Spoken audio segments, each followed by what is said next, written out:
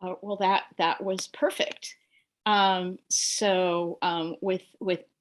excellent timing, I would like to call the meeting to order. Welcome one and all to the April 13th Complete Streets Commission meeting. This is a teleconference meeting with Complete Streets Commission members, city staff, and members of the public participating remotely to ensure proper distancing in this federal, state, and local emergency. So moving on to our roll call, where I'd like to introduce Complete Streets Commission members and staff. I'm Chair Azina Levin. Commissioners present include Brian Altman, Katie Brucey, Jackie Sebrian, Sally Cole, John Cromie, J.K. Johnson, Elizabeth King, and Lydia Lee. Staff present include Kevin Chen and Patrick Palmer. And Patrick Palmer will now provide instructions to the Complete Streets Commission and members of the public on how the meeting will proceed from here. Yes, thank you, Chair Levin and members of the Complete Streets Commission. Welcome everyone to the April 13th Complete Streets Commission meeting, and thank you for attending. At this time, we ask that the members of the commission please remain on screen for the duration of the meeting. You will control your own webcams and microphones. Staff will engage webcams and microphones to make presentations and respond to the members of the commission. For members of the public who are in attendance and wish to provide public comment, after the chair calls for public comment on the item you wish to speak on, please engage the raised hand feature. I will then be able to open your microphone and you can provide your public comment to the commission. Or for members of the public who are calling in from a landline or cell phone, you can press *9 to raise your virtual hand. That concludes the instructions, and I return the meeting to the chair. All right, thank you so much. The next part of the agenda is reports and announcements, under which staff and commission members may communicate general information of interest regarding matters within the jurisdiction of the commission. No commission discussion or action can occur on any of the presented items. So does staff have any reports and announcements? Yes, thank you, Madam Chair. Just one quick announcement. Actually, prior to that, just to quick update that no major transportation-related item have been actions have been taken by the City Council, so no updates there. However, I do want to note a recent development regarding grade separation itself. So as many of you know, MTC, which is the Metropolitan Transportation Commission, they recently published a list of grade separation priority projects, which in turn is their way of showing support for those projects when and if a federal infrastructure funds become available. So of the projects that have been identified as 6, Menlo Park did not make the list. However, that doesn't mean Menlo Park cannot be on the list. So staff is working with the SMCPA and also CCAG just to better align the priorities and status and general next steps that we can do to get ourselves on that list. Of course, we also expect that list to be updated each year or so as each individual projects make their own progresses. So that's another way of to be able to be on that list as well. So with that, I will conclude my announcements. Thank you. Okay, and do any commissioners have any items of general interest under this item? I am not seeing any. On that previous topic, there are some items relating to one of our subcommittees that will be discussed later on the agenda. Moving on to item D, general public comment, under which the public may address the Complete Streets Commission on any subject not listed on the agenda. Each speaker may address the commission once under public comment for a limit of 3 minutes. Please clearly state your name and address or political jurisdiction in which you live. The commission cannot act on items not listed on the agenda, and therefore the commission cannot respond to non-agendized issues brought up under public comment other than to provide general information. Are there any members of the public who have comments? And please use the Zoom raise hand feature if you have comments on items that are not on the agenda. Right. I am not seeing any hands, but I do have, I do see a hand. So the person who is here will go first. And then I will have, there was a written piece of correspondence that was sent in from someone who wanted it to be read out, which I will do after the public comment from Evan. Evan, you can unmute yourself or just, yeah. Hey folks, this is, I may sound familiar, but this is Evan Golden, longtime listener, first time caller. And I understand that it is, I believe, Lydia and Adina's last meeting. And I wanted to make a statement that I really appreciate all of your hard work over the past few years. And that I personally miss working with you all, and Menlo Park is going to miss having you guys on the commission. So I just wanted to make that comment for the record and wish you guys well. Quickly interjecting, Evan, it's also John Cromie's last meeting. And John Cromie. I'm going to rank, yeah, I'm going to rank him third, but I appreciate the clarification. You'll be missed as well, John. All right. Well, Evan, thank you for coming so far to make this comment. This is so much easier with Zoom, so it's appreciated. But thank you, folks. Appreciate the comment. All right, cool. Okay, so after thanking Evan, I would like to read a comment that was requested to be read by a member of the public. Hang on, let me bring this up. Great, thank you, Chair. And just while you're preparing, Patrick is also going to pull it up so that we have it on public record.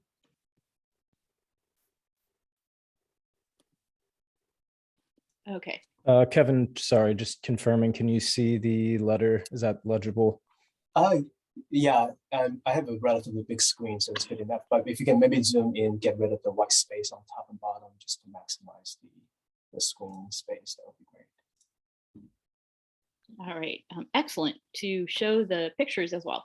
Thanks. So this is a letter that is written by Pam Jones, resident of Menlo Park. And Ms. Jones writes, Chair Levin, Vice Chair Cole, Commissioners Altman, Brucey, Seabrain, Cromie, Jensen, King, and Lee, and staff. There are times when we cannot accommodate all things or people. We have removed parking on 2 blocks of Chilco Street to accommodate bicycles. Without on-street parking, it was assumed that people could park in driveways. Unfortunately, this is a hardship for residents that have a driveway that can only accommodate 1 car. This home is occupied by longtime residents who are now elderly and have some disabilities. The family and guest must park a block away. And there is a picture that shows the location. And so Pam Jones would like to offer the following solution: remove no parking signs, add sharrows to the center of the street indicating bicycles, reduce speed to 15 miles per hour and 25 miles per hour on the other side of the railroad tracks, repaint the street in front of the fire station. These 4 steps will offer relief for the residents, safety for bicycles, and pedestrians crossing Chilco Street to access the new park. Many employees have physically returned to their places of work. Soon we will have pre-pandemic traffic with intermittent stop and go traffic on Chilco Street and significant cut-through traffic. Properly painting the appropriate symbols to keep traffic from being stopped in front of the fire station. At a minimum, residents should have adequate parking for family and guests. Respectfully, Pamela Jones, resident. So that is the comment from Ms. Jones. I would like to, obviously, as a public comment, we cannot discuss this matter, and but I would like to see if staff might be able to investigate the issue, including ways of addressing the issue that may include the suggestions made by the member of the public and any other suggestions that might address the concerns raised. Thank you, Madam Chair. So as you mentioned, this is a non-agendized item, so we cannot discuss it in great detail, but we'll take note of that, and certainly staff will reach out to the appropriate stakeholders in this case and see if we can come up with a suitable resolution. Okay, thank you so much. So, Sorry, just this is Sally. Kevin, can you get back to us? Can you loop back to us at a future meeting? Absolutely, yes. Thank you. so moving on in the agenda. Moving on to regular business, under which the commission considers recommendations from city staff on policy matters or administrative actions that require commission approval, starting with accepting the Complete Streets Commission minutes for March 9th, 2022. Any clarifications or corrections from the commission before taking public comment on this?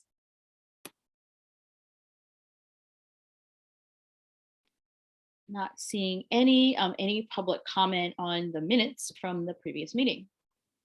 Not seeing any public comment either about the minutes. Are there any motions regarding the minutes?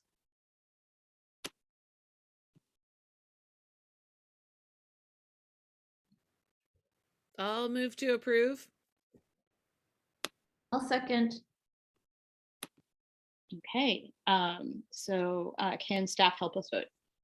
Yeah, great, thank you. So I have a motion and a second on the table here. So for those commissioners that would like to vote yes on approving the agenda, if you can please raise your hand. And then also just, great. I'm not seeing Vice Chair. Up there. Great, thank you very much. Unanimous. Thank you very much. Okay, moving on to item E2, which is to recommend to City Council a preferred evaluation methodology for multi-way stop sign requests. And Kevin Chen, Senior Transportation Engineer, will introduce this item. Great, thank you, Madam Chair. I am going to go ahead and try to navigate. Just give me 1 second.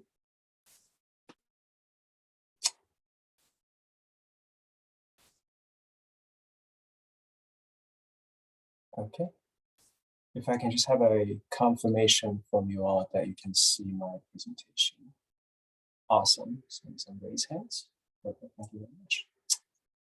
All right. My apologies. Trying to get settled down here. Okay, great. So Kevin Chen, transportation engineer with the City of Menlo Park. So happy to be here tonight to present this item in front of you.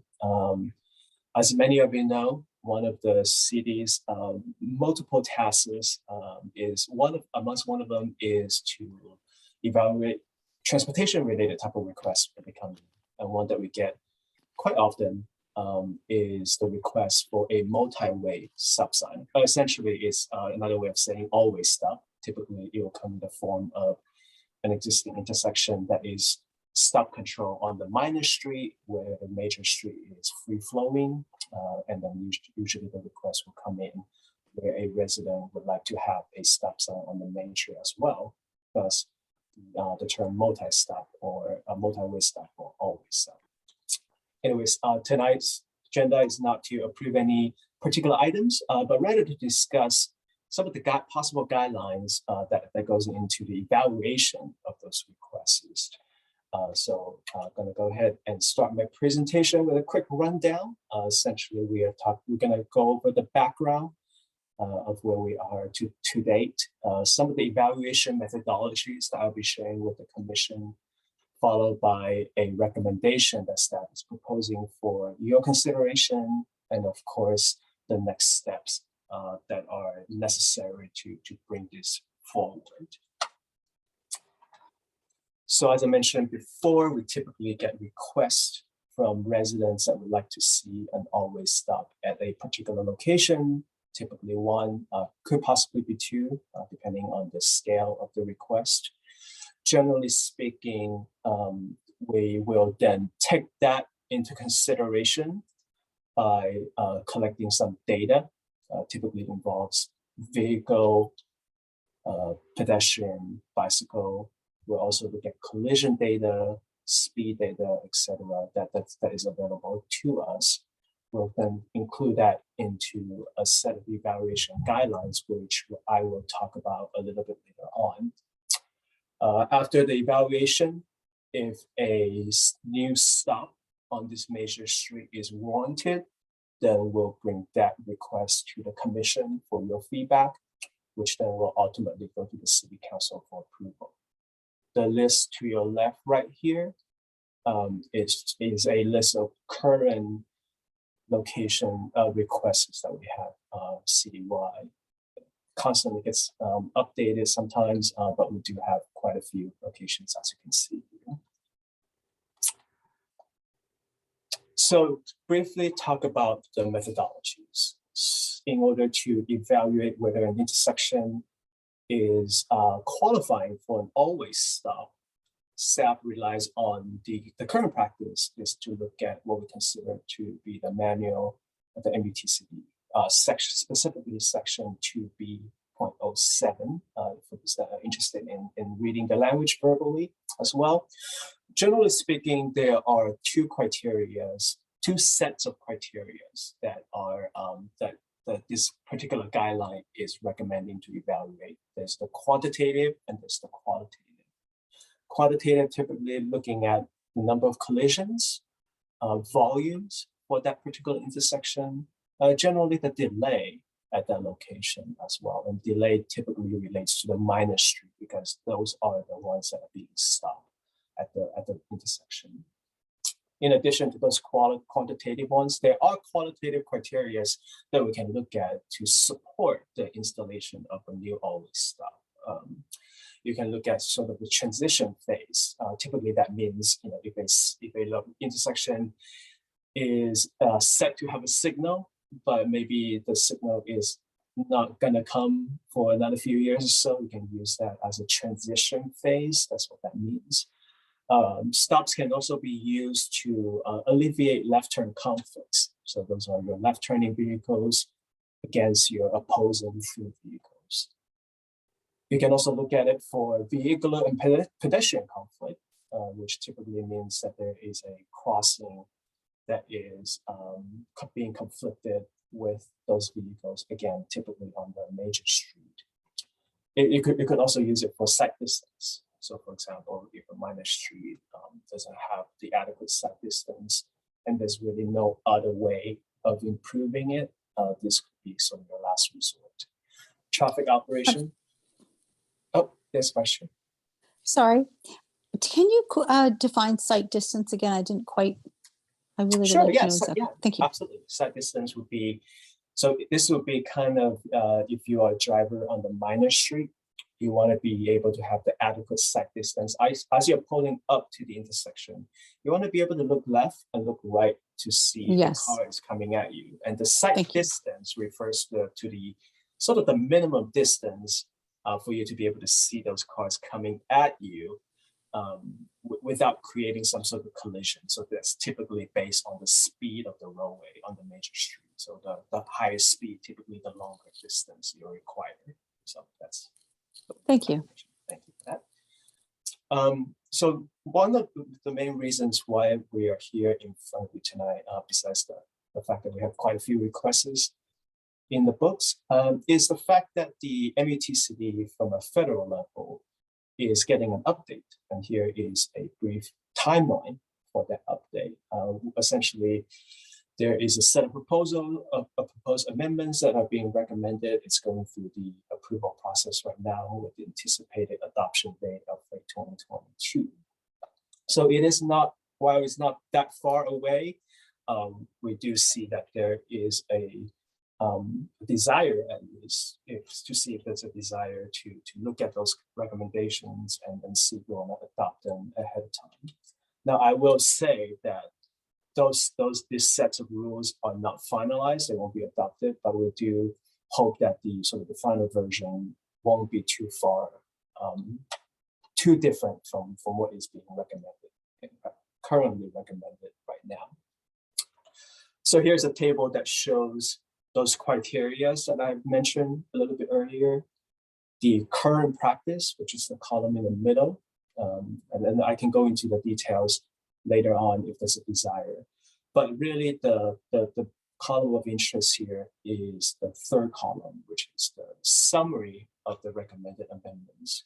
There are two specific items that I do want to point out. One is the collision history, where they are taking a reduction in the threshold to meet the requirements. As you can see, in the current practice, the warrant the warrant recommends that a always stop be installed if you have 5 or more collisions within a 12-month period. Now the recommendation is based on the number of approaches, and also the criteria is rolled back a little bit more. Now there's an additional 6 collisions or more in a 36-month period of 3 years. The second item I want to highlight is on the last row that's called the qualitative criteria. So essentially, all of the qualitative criteria is being kept. In addition to that, there is now another qualitative criterion, which is labeled here in front of you.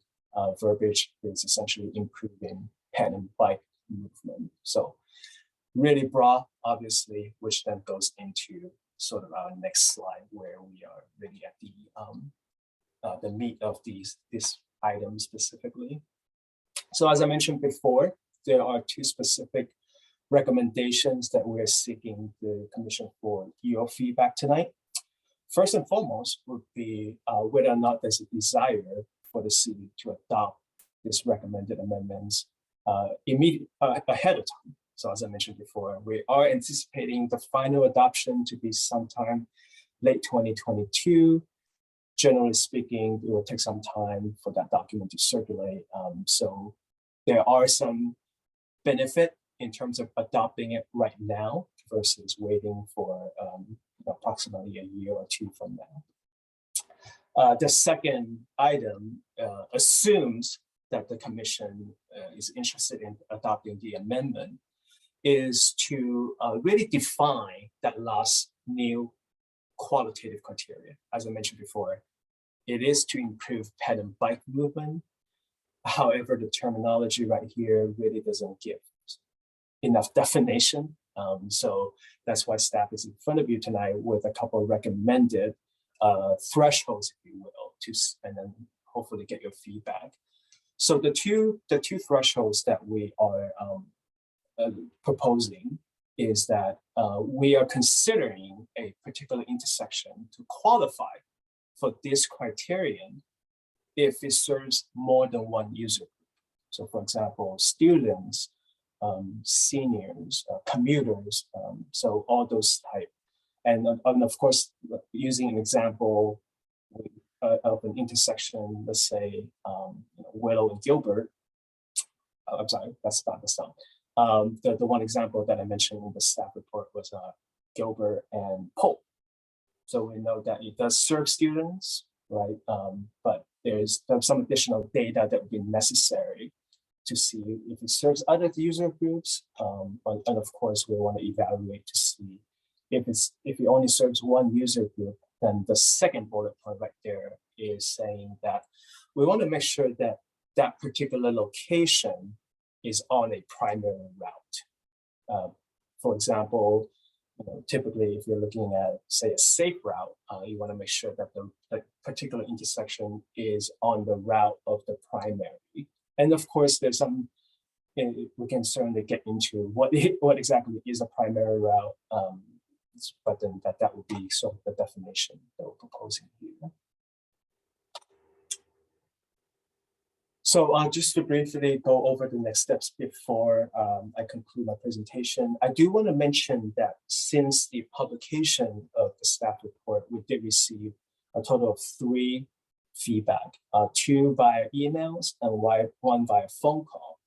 All 3 feedback share their opposition to the installation of a stop sign on Gilbert and Pope. Now, as I mentioned a little bit earlier, tonight we're not looking for an approval of the installation, rather they were looking for feedback on the policy itself. However, I do want to share that with the commission just so that you have that on the record. I do also want to mention that I had the conversation with the gentleman that spoke with on the phone call, and based the feedback that I received while a opposition of the stop sign was the topic that they felt like there's better ways of resolving it. For example, limiting the Gilbert to a 15 miles per hour school zone, or perhaps some advanced warning signs about the crosswalk to further focus on the crosswalk itself before doing the stop signs. So I just wanted to highlight that first. And then going to the next steps, tonight we're here in front of the commission looking for the feedback on those recommendations. After tonight's meeting, we'll then go back, try to incorporate the feedback that we received tonight with the intention of going to the city council in the near future with a recommendation. And of course, if the new guidelines are adopted, our intent is to revisit the list and reevaluate them, because there are certainly some new criteria that we want to make sure to take into account. So with that, I will conclude my presentation. I'm happy to answer any questions. Thank you.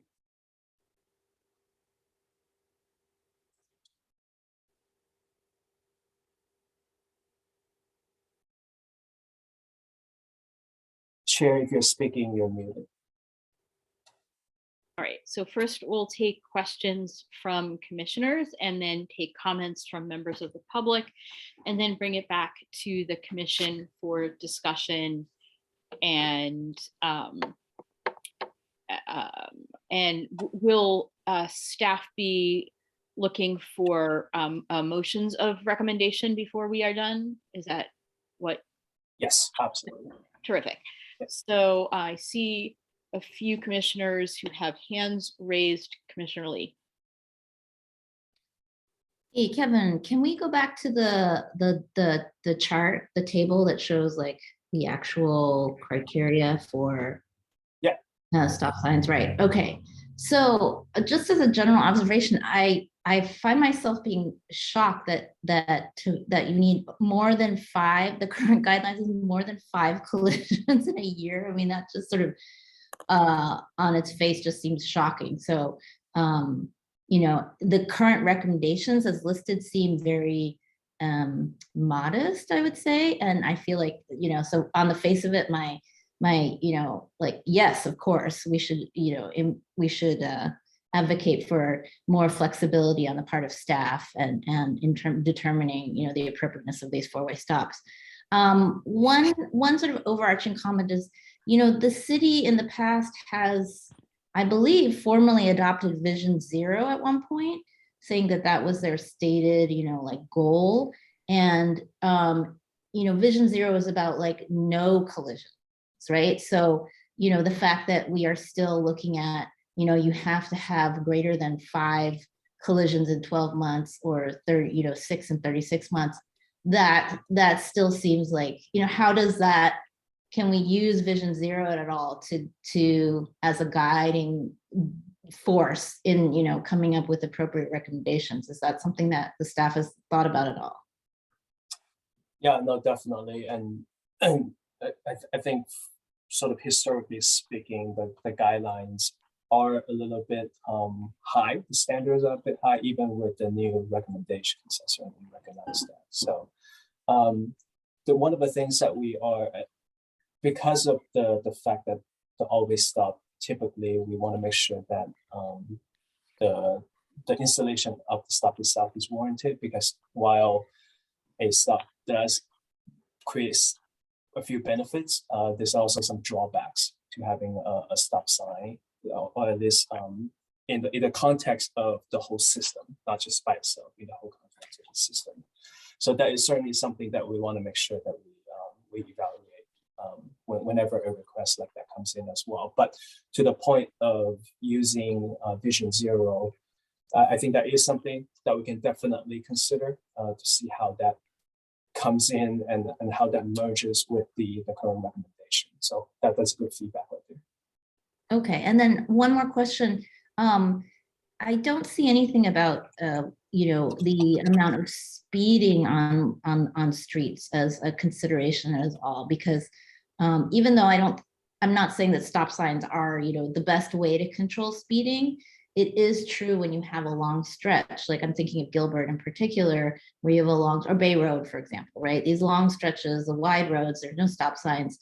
There is this sort of built-in kind of tendency for people to speed. And so I don't see that as part of the recommendations. Is that something that you guys think about at all? Or is it appropriate to even have that included here? Right. So I think traditionally we do not like the use of stop signs as a solution for speeding. Again, typically the many criteria that we can get into, which some of which is really how with the stop sign, at least we want to make sure that the compliance rate is there, because otherwise it really creates a undesirable situation in that case. So in the context of slowing down cars, we typically do not recommend the use of stop signs. Okay, great, thank you.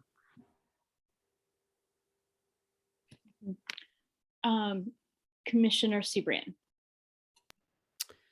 I have so my first question is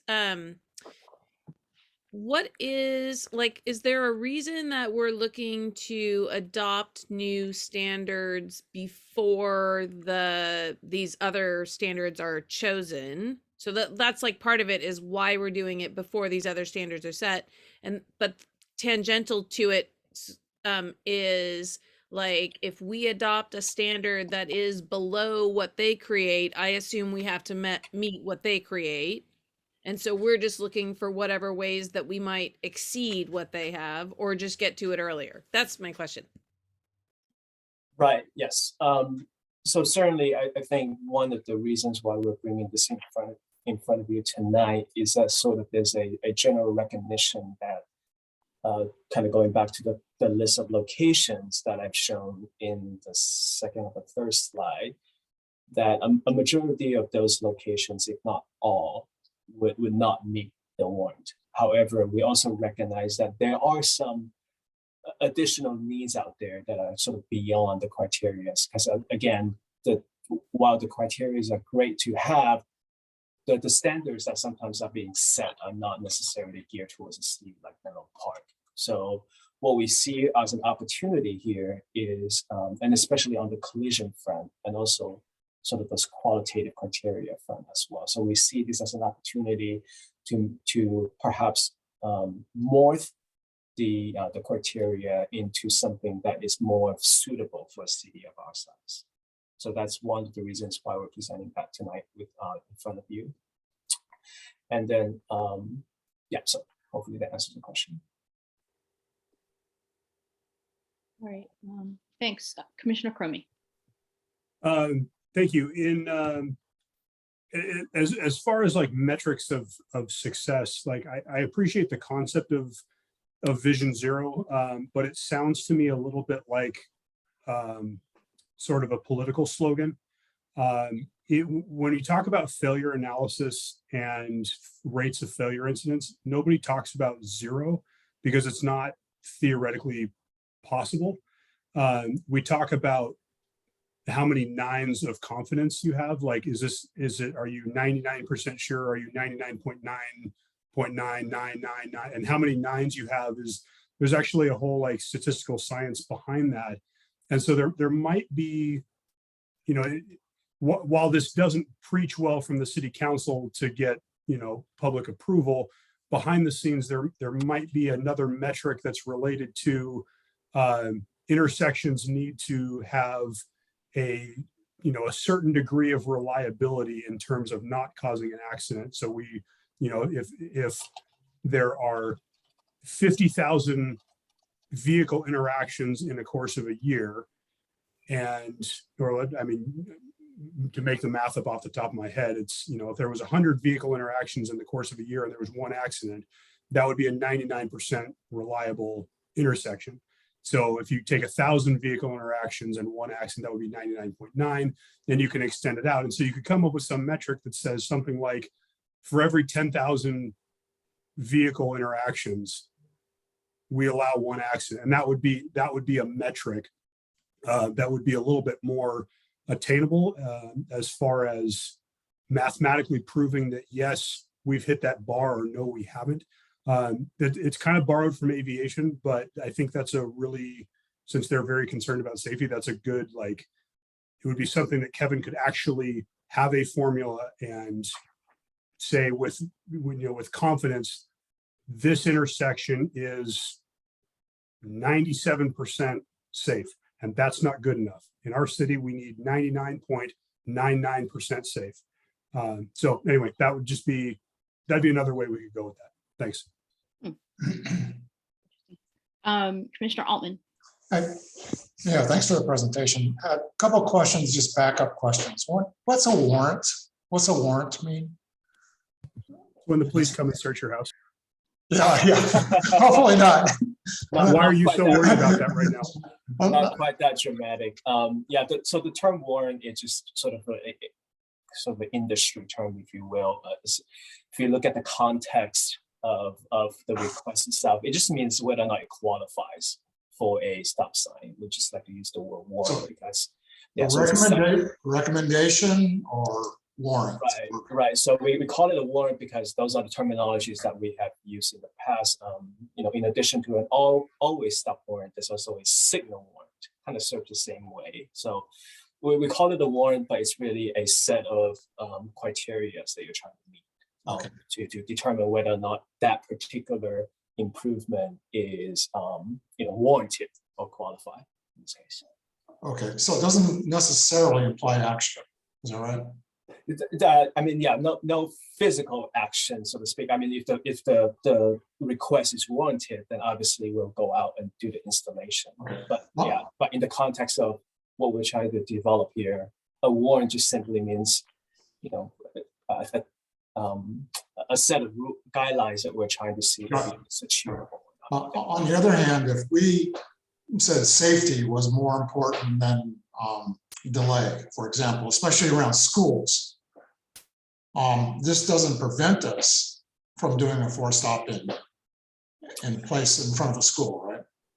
Right, and I think that's where the broader context of that second set of recommendations comes in, because there are certain things that are already baked in, if you will, in terms of those criterias that we'll be examining, and we see the opportunity with the newest one, which is the improved ped and bike movement, to be something that we can rely on to sort of further address the very point that you're talking about, which is, do we want to what's the standard we're trying to set? Do we want to just exclusively talking about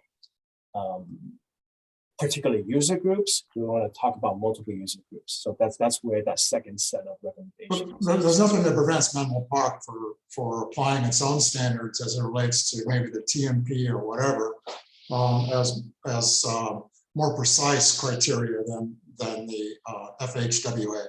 Is that right? Well, so I will say that in this case, because typically the reason why the set of guidelines that we're sort of following, those are sort of industry accepted guidelines.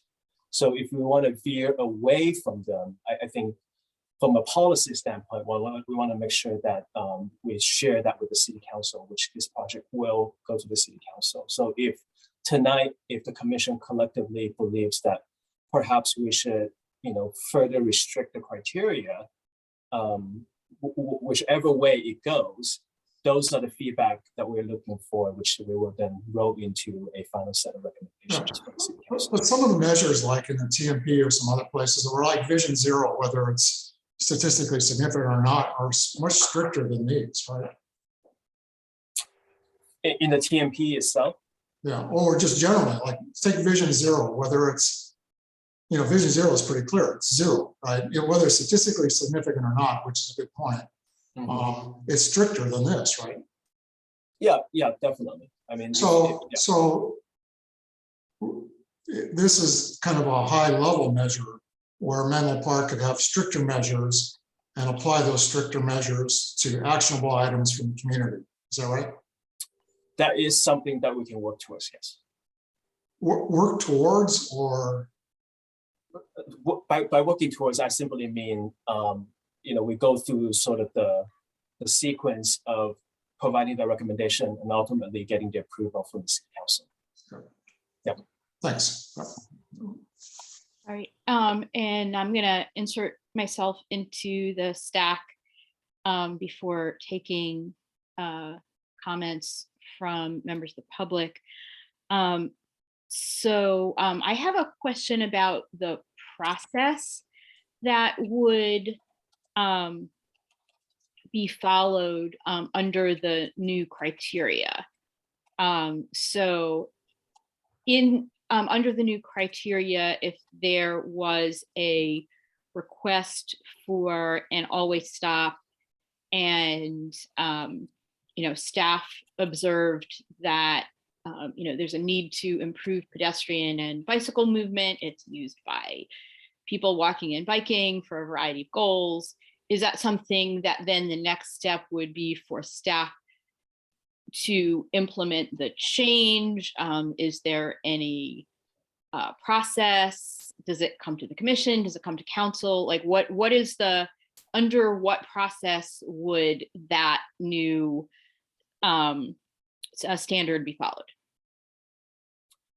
Right. So we do anticipate the process to be essentially the same as current, meaning if we get a request, we evaluate it, we would then come to assuming that it's warranted, qualified, then we'll come to the commission, and then we'll go to the city council for final approval, because the city council does have the authority to install a stop sign falls on the city council.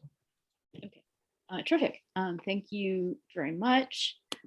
So unless there are any other questions from members of the commission, which I am not seeing, we will now go to comments from members of the public, and you'll have up to 3 minutes. So I'll start with Edward.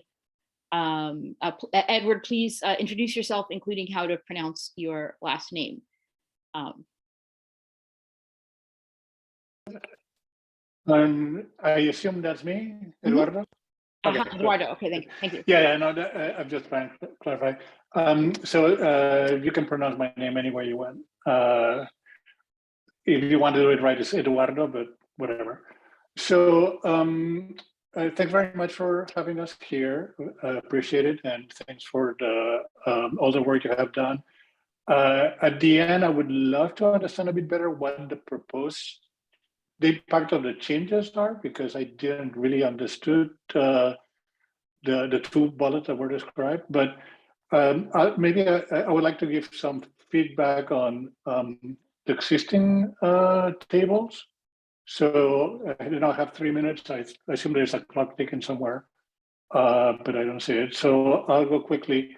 The intersection. So we have been residents on Gilbert since 1998. I believe we arrived just after the street furniture was removed, and we have been into multiple cycles about, don't touch anything of this. The speed is good enough. Slow it down. We don't like the noise after a stop sign. All of those variations. We have 2 kids that grew up around here. We have always been concerned about the safety of the street. We strongly support adding a stop sign on Gilbert across from Pope, mostly because it's much safer that way. And many drivers on Pope assume that there's a stop sign on Gilbert. They will assume that the Gilbert person will drive.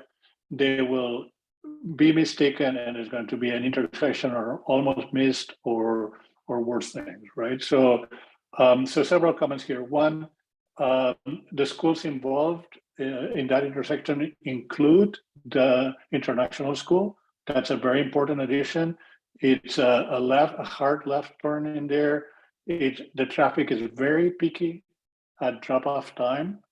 It's much lower at other times. So some of the numbers that I see in the guidelines assume essentially a homogeneous, a consistent, a uniform distribution of the traffic, and that is not the case. It's very, very peaky at drop-off time around 9, and then it drops down, and then it comes back a bit at the end of the day, but at the end of the day is never as peaky. So some of the volume, all of these numbers, I believe is incorrect to measure by the metric, the way the metrics are measured, because they are going to just reflect distribution that's not real. And the real danger is happening at peak time. So that's one comment there, or several of those.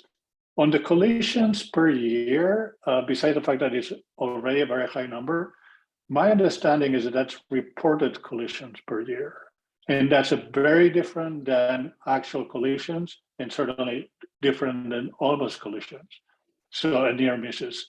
So I regularly see collisions in there that are not reported, because it only gets reported to the police if there is a desire or a hard accident or a desire to get insurance involved. So I would love to know whether thank you, Eduardo. You are at time. Okay, a clock would be great. Thank you. That would be a very good feature for staff going forward.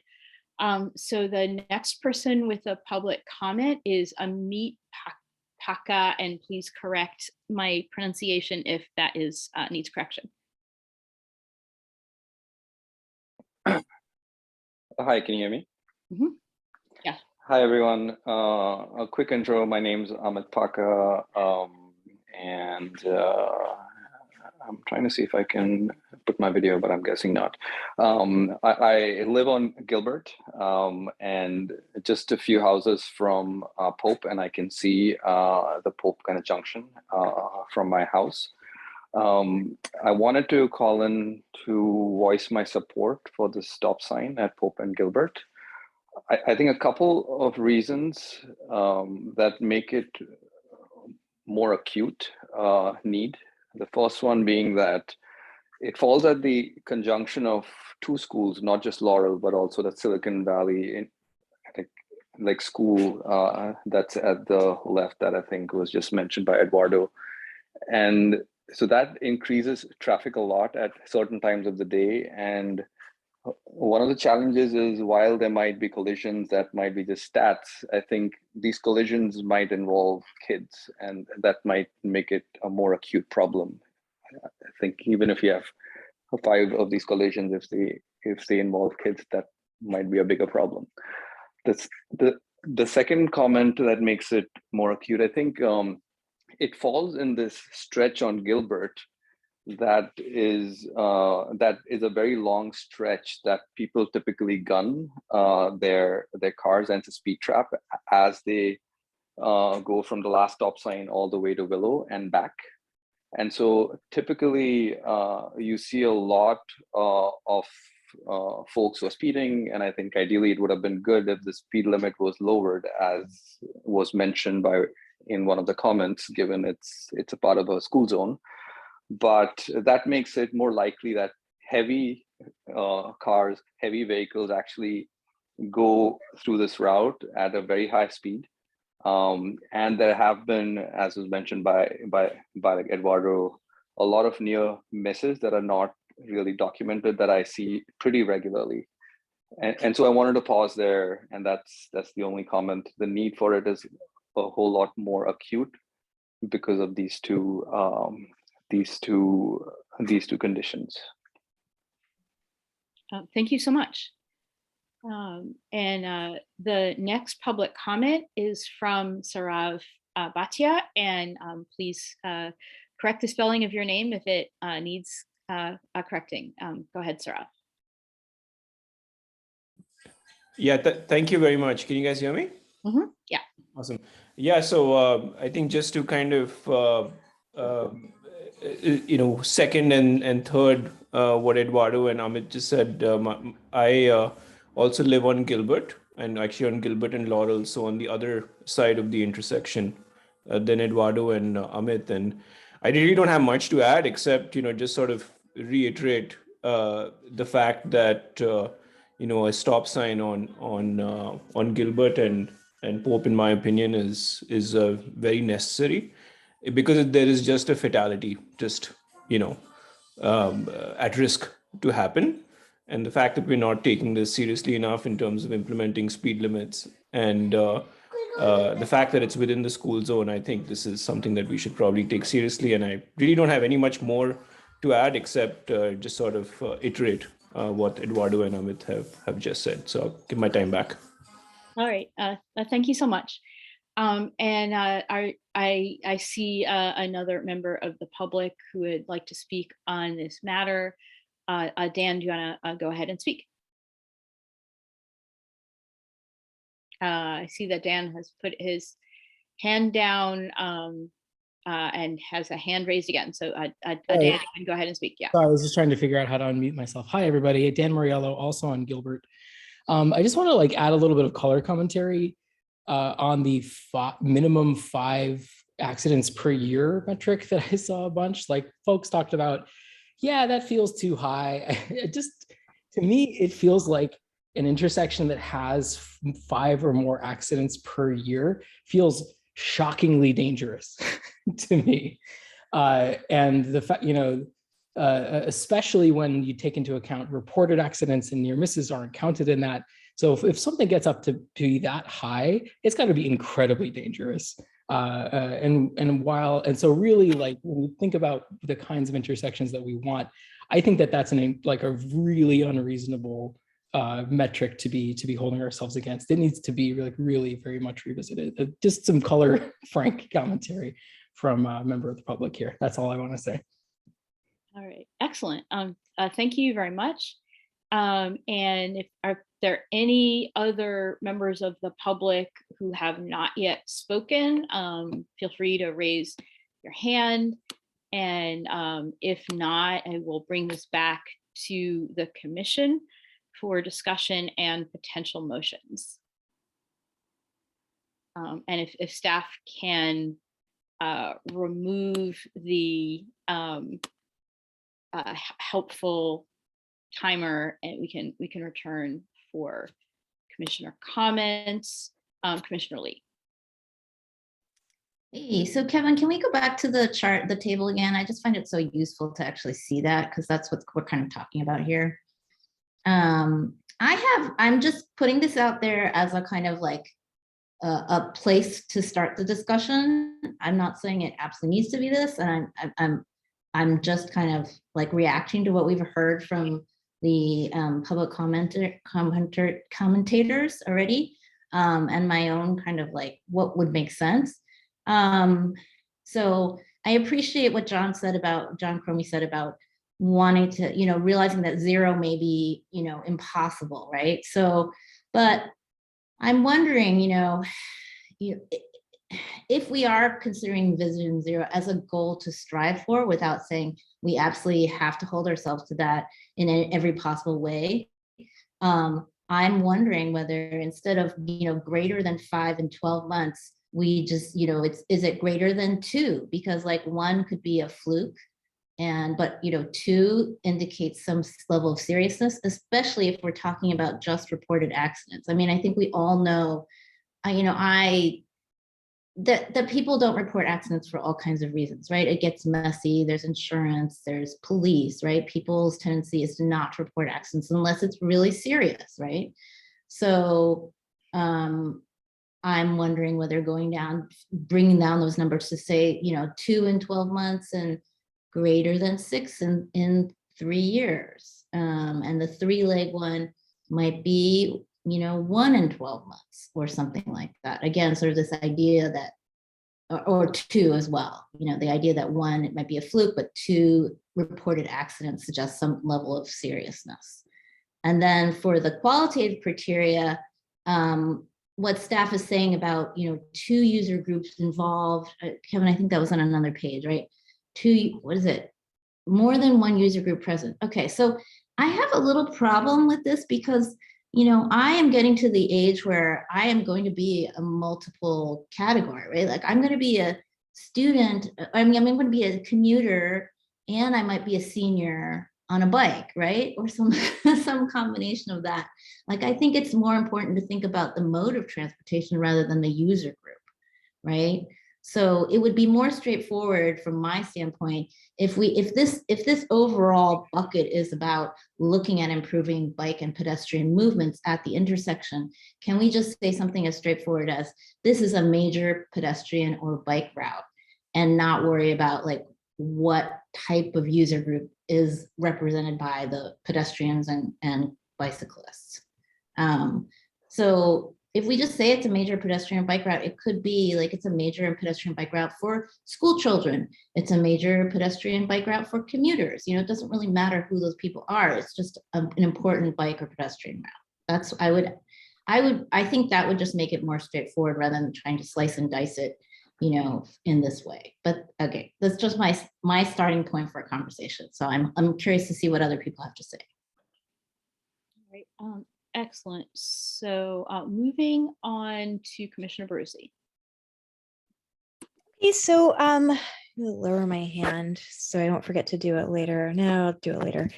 I'm super conflicted about this because I think sometimes the standards for road design lag behind our understanding the latest research on what leads to the best public safety and street design. And I feel like I got kind of wonky on this manual pretty recently when it was being updated, and there were things that they hadn't changed that they should have changed. And so, I'm a skeptic. So on this one, I did my own research, and sadly sadly for the commenters, maybe my research revealed that there seems to be more or less overwhelming consensus in the out and about among experts that the 4-way stops don't actually slow down cars, and they may not be, and that unwarranted stop signs can lead to significant problems. They can lead to drivers being more careless, and they can lead to less obedience. It's not a silver bullet. I was actually walking around the Willows like 2 days ago, and I almost got hit by a driver who had stopped at a stop sign and then went and just didn't see me. And I was like literally jumping up and down in the middle of the street being like, hi, see me, and I'll yell. And they were like, I think a stop sign, if the stop sign were a silver bullet, that would be great. I think the bigger issues are visibility, are the speed design of the road. And I think we can do more. So what I'd like to see, we're not meant to be talking about this one particular Willows intersection. I can tell you there are a lot of intersections in the Willows that I think could use improvement. One of the ones that I saw that was also on the list had like 7 accidents in a time span that, but I do kind of feel like I want to support the staff's recommendation. I don't feel like we are the experts or should be qualified necessarily to define the qualitative reasons to deviate from a recommendation, or I don't feel prepared tonight to like put those in stone, unfortunately. And I do think though that like this is one of those times when we should be asking people about their experiences, about where they are suffering, where they're struggling, what's hard, what's unpleasant. And we should obviously be observing accidents and near misses and collecting data about that. And then I think we should be using proven approaches to solve those problems, whatever those proven approaches may be. And it turns out that 4-way stops are not necessarily a proven approach in a lot of circumstances, and that probably we can come up with something better. So that's what I wanted to put out there in my sort of chaotic, disorganized way. Sorry for being wordy. I think we definitely should prioritize making streets slower, safer, more visible for kids coming to and from school and all age groups and all modes. But I do trust the staff here that it's possible that we would not have the change we seek here and could cause other problems. So that's what I got. All right, thank you. So Commissioner Seabrian. Awesome. I really, thanks again for the presentation and going through it all with us. I agree with Lydia about the user groups. Like, I guess I would just ponder, like, why would it matter if only students were using that section of roadway if they're using it all the time and it's a problem? And then categorizing students as like, yeah, anyway. So I agree that maybe the mode of transportation, I don't know, but I wouldn't see a need to dive into which user groups.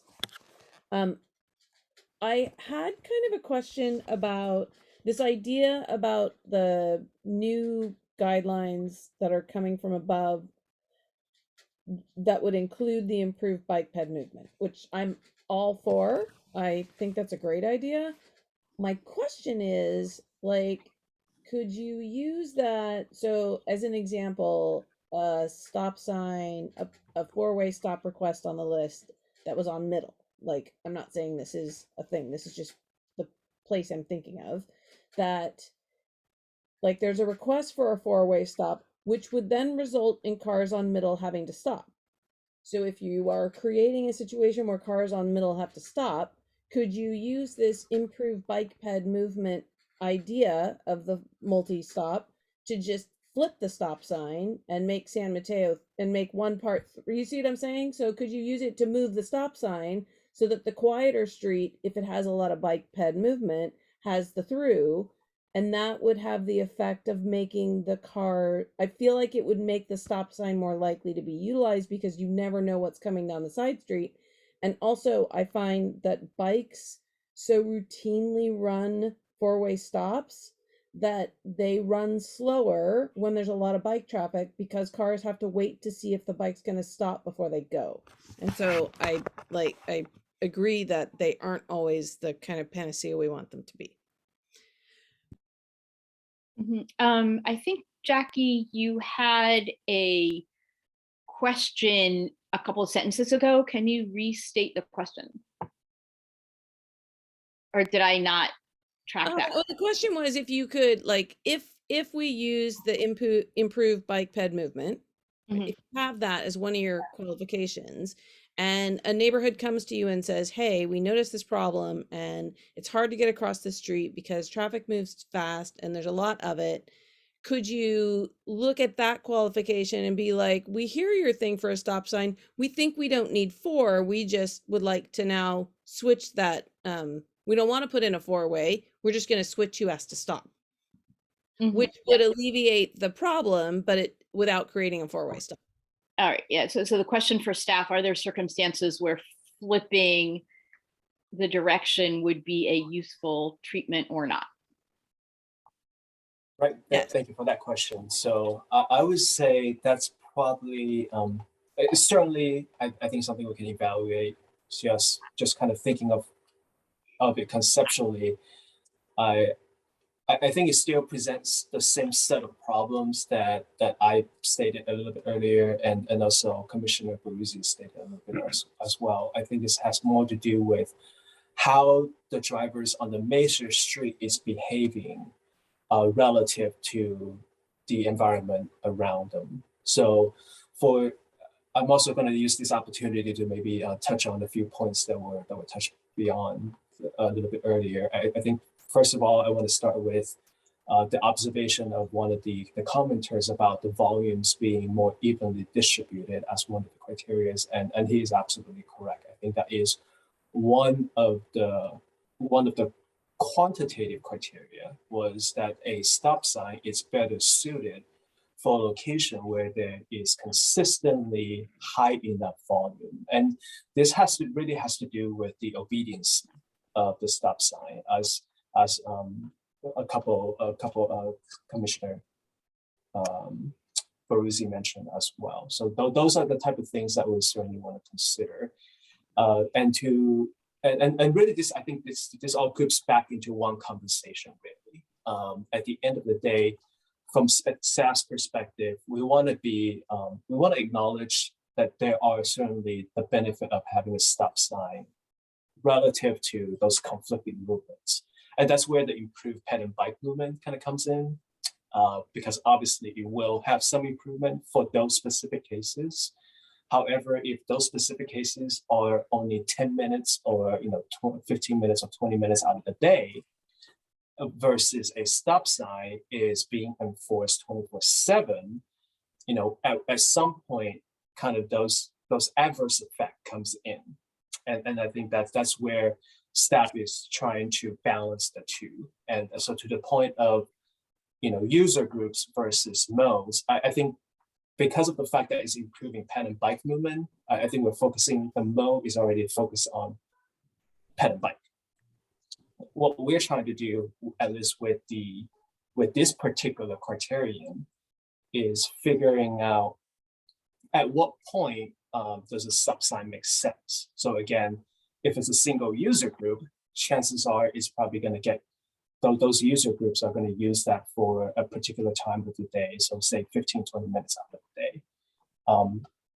Does that make sense to have a stop sign to serve that group for 15-20 minutes of the day, knowing the possible adverse effect, which is coming back to obedience rate outside of those hours?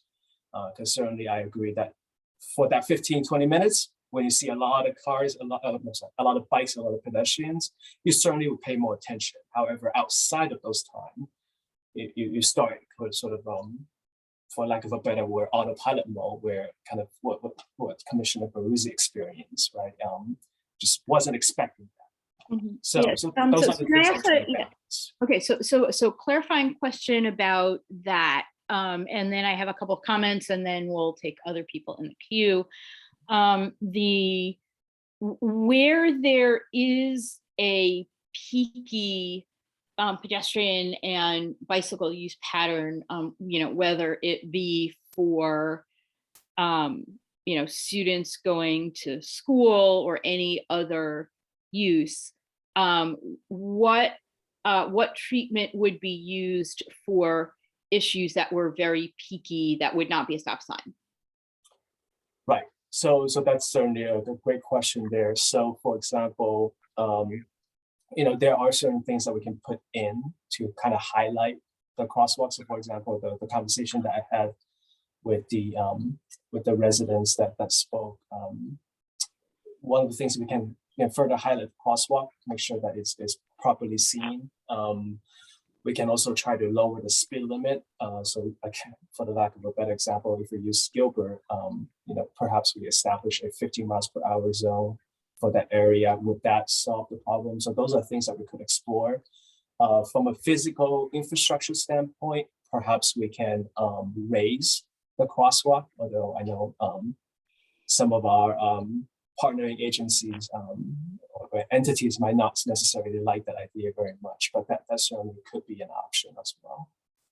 But I think one thing that really kind of comes, that at least from staff's perspective, what we want to emphasize is really establishing those criteria where kind of that balance is properly achieved, because we certainly so that's why we are looking at multiple user groups, because hopefully that spreads out during the day. Or if it's a single user group, talking about sort of the major route, right? If it's on a major route, then maybe a single group still makes sense in this case, which I believe Commissioner Lee had mentioned a little bit earlier. So of course, then the definition of a primary / major route, that's certainly up to debate as well. But yes, so I like to comment on those things about the categories of users and the primary. So I think the category of how peaky it is versus how spread out it is does seem really relevant. And you described that there's different treatments that you would use for a problem that was peaky than an issue that was spread out. But I think in terms of there's a variety of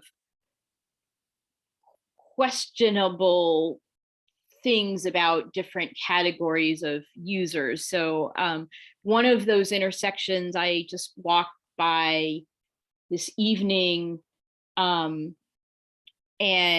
I was going for a walk. It was the Middle and San Mateo, And, on some other day, I might be using that intersection heading to the Stanford Mall because that's my route for the Stanford Mall. And it's not like people travel for like any number of reasons, and it's not like a school commute or a work commute.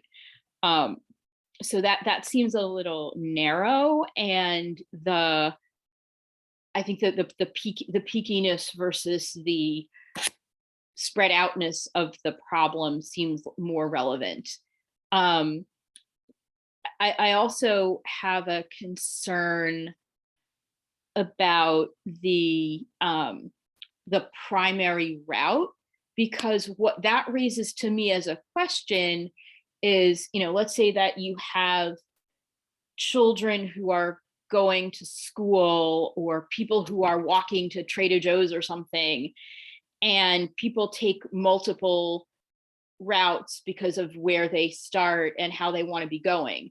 If we say, well, we have a safety problem, but we only want to implement solutions on a primary route, are we saying we want to discourage walking on some part of our street grid and like concentrate the walkers to some other part of the street grid?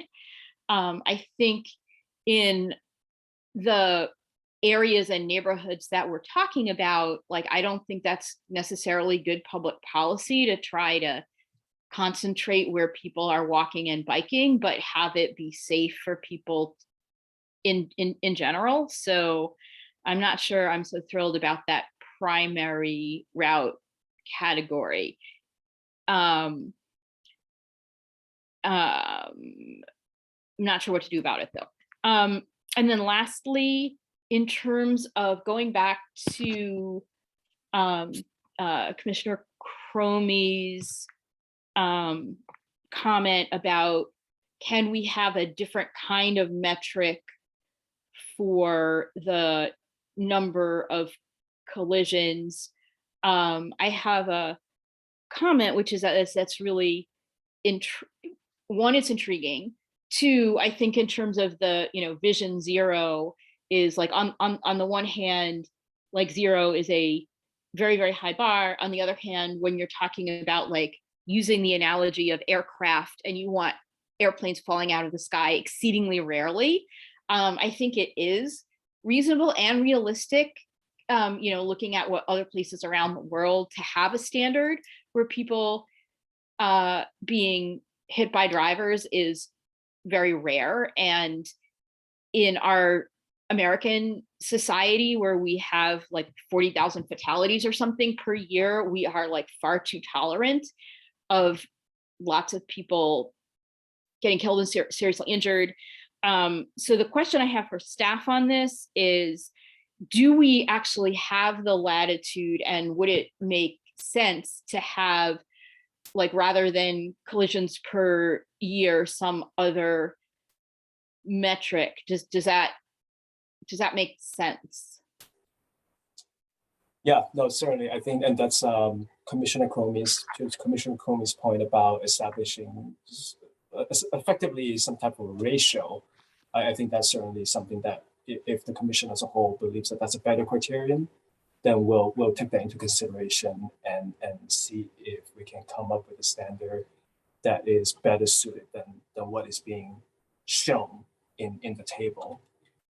That is certainly on the table, for the lack of a better word. I do want to at this point to your comment, the two comments that you had, certainly, and we can kind of group them into one, if you will, which is the topic of a peak versus spread out, and then also the idea that are we, saying that if it's not a primary route, then it's not a safety issue. That's certainly not what we're getting into. Definitely, I think, because the focus here is whether or not a stop sign is warranted, right? If we get a concern or we get a request saying, hey, this location is not safe, we are not ignoring that. We are going to look at the problems, and we're going to find a solution that can best address that.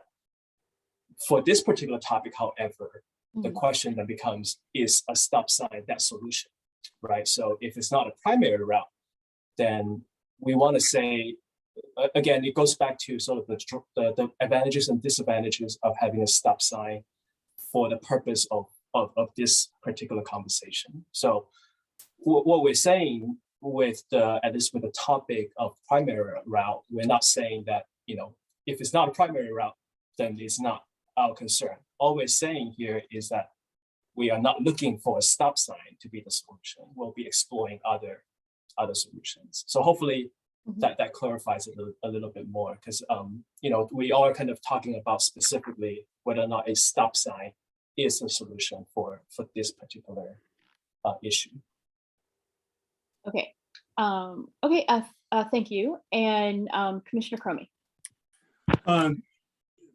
This is going to sound facetious, but I'm actually really serious about it. It seems like living in the Silicon Valley in 2022 now, like there really ought to be some higher tech solutions than a stop sign.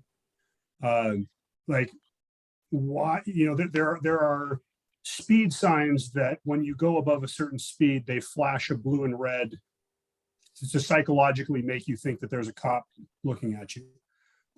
So my facetious example would be a radar gun that when it detects you above 35 miles an hour, it deploys, pop-up pedestrians out of the road, cardboard cutouts, and scares the heck out of you and gets you to stop. But use that sort of thought process, and like, are we really constrained to traditional traffic? It just seems like we could think a little bit outside the box, and there's enough systemic intelligence in computers and systems now that we should be able to specifically target the behaviors that we want to stop, namely speeding, and detect that there is speeding going on and hit it with something that is, maybe it's a speed bump that's nominally flat and raises up out of the, it just deflects up a little bit if it detects you above a certain speed, with some distance. Or maybe it's a series of lights that that flash at you. Maybe it's, maybe it's an automated, maybe it's a mannequin that is on a track that walks across the road if you're speeding, and it only, maybe it's a stoplight that's always, or it's a traffic signal that's one way and it's always green unless it detects you speeding and then it turns to red, right? I think it just seems like we ought to be able to do something much more intelligent than just the passive stuff. Now, I say that without really understanding the legal ramifications of all that stuff. But anyway, that's my. Interesting. Commissioner Lee. So along what John just said, when he talked about flashing lights, some of this conversation is reminding me of previous conversations where we talked about the warrants for crosswalks and lighted crosswalks. So Kevin, without going too much in the weeds of this, are these kinds of, because one of the things that I think we kind of debated in the past was like how the lighted crosswalk and crosswalk warrants were pretty high. Like it was almost like, well, we see people crossing here already, and therefore it justifies a crosswalk here. It's sort of a chicken and egg situation where I think there was a push of like, oh, we know this people want to cross the road here, so let's give them a safe way to cross, and then more people will cross here, right? And especially if it's a major pedestrian or school route, right? We want to acknowledge that. So does it make any sense at all to talk a little bit about the warrants for those things in relation to this? Because are they much lower or much higher? You see what I'm asking? Yeah, definitely. And it's kind of funny. We are actually working on a crosswalk prioritization as well. So effectively, kind of to answer your question there, you are right. Some of the, at least kind of from a kind of an industry standard, if you will, either it's a federal standard or a state standard, again, fairly high for a city of Menlo Park. So we are actually working on a crosswalk prioritization, where we're looking at the installation of a mid-block crosswalk, and at what point does that crosswalk warrant additional improvements, such as your rectangular flashing beacons, or et cetera. So those are things that we're working on that is a separate effort from this particular one. And so that is certainly on the table. So again, using the Gilbert and Pope for the lack of a better example, right? We would then kind of use that and examine that against this, and then perhaps examine that against the crosswalk prioritization as well. So like, for example, if a stop sign is not warranted for whatever reason here, then perhaps we put that into the crosswalk list and see if it's a good candidate for additional improvements, which then it could be, like you mentioned, it could be a flashing beacon, it could be something else. So there are definitely some crossing of different type of projects, warrants, whatever we want to call it. And that's why I wanted to also emphasize the point that Chair Levin mentioned. Just because it's not on a primary route doesn't mean we're not going to look at it. It just means that for this particular case, a stop sign is not our recommendation as a mitigation. Right. So, so you could. Oh, sorry. Keep going. I just wanted to quickly follow up and say, Kevin, so in this case, if these guidelines were amended to say, now we are going to include improving bike and ped movement, and define that as this is a major bike and ped route for more than one peak period during the day or something like that. If we're going to say that, it doesn't necessarily mean that you have to include a stop sign there, right? It's just the criteria which you're going to evaluate whether a stop sign is even a good idea, that will be part of the considerations.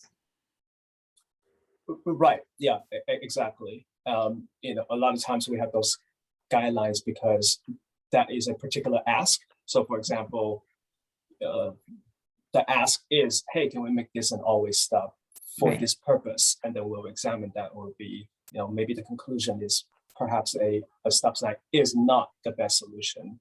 Perhaps we look elsewhere for the solution. Mm-hmm. Great, thanks.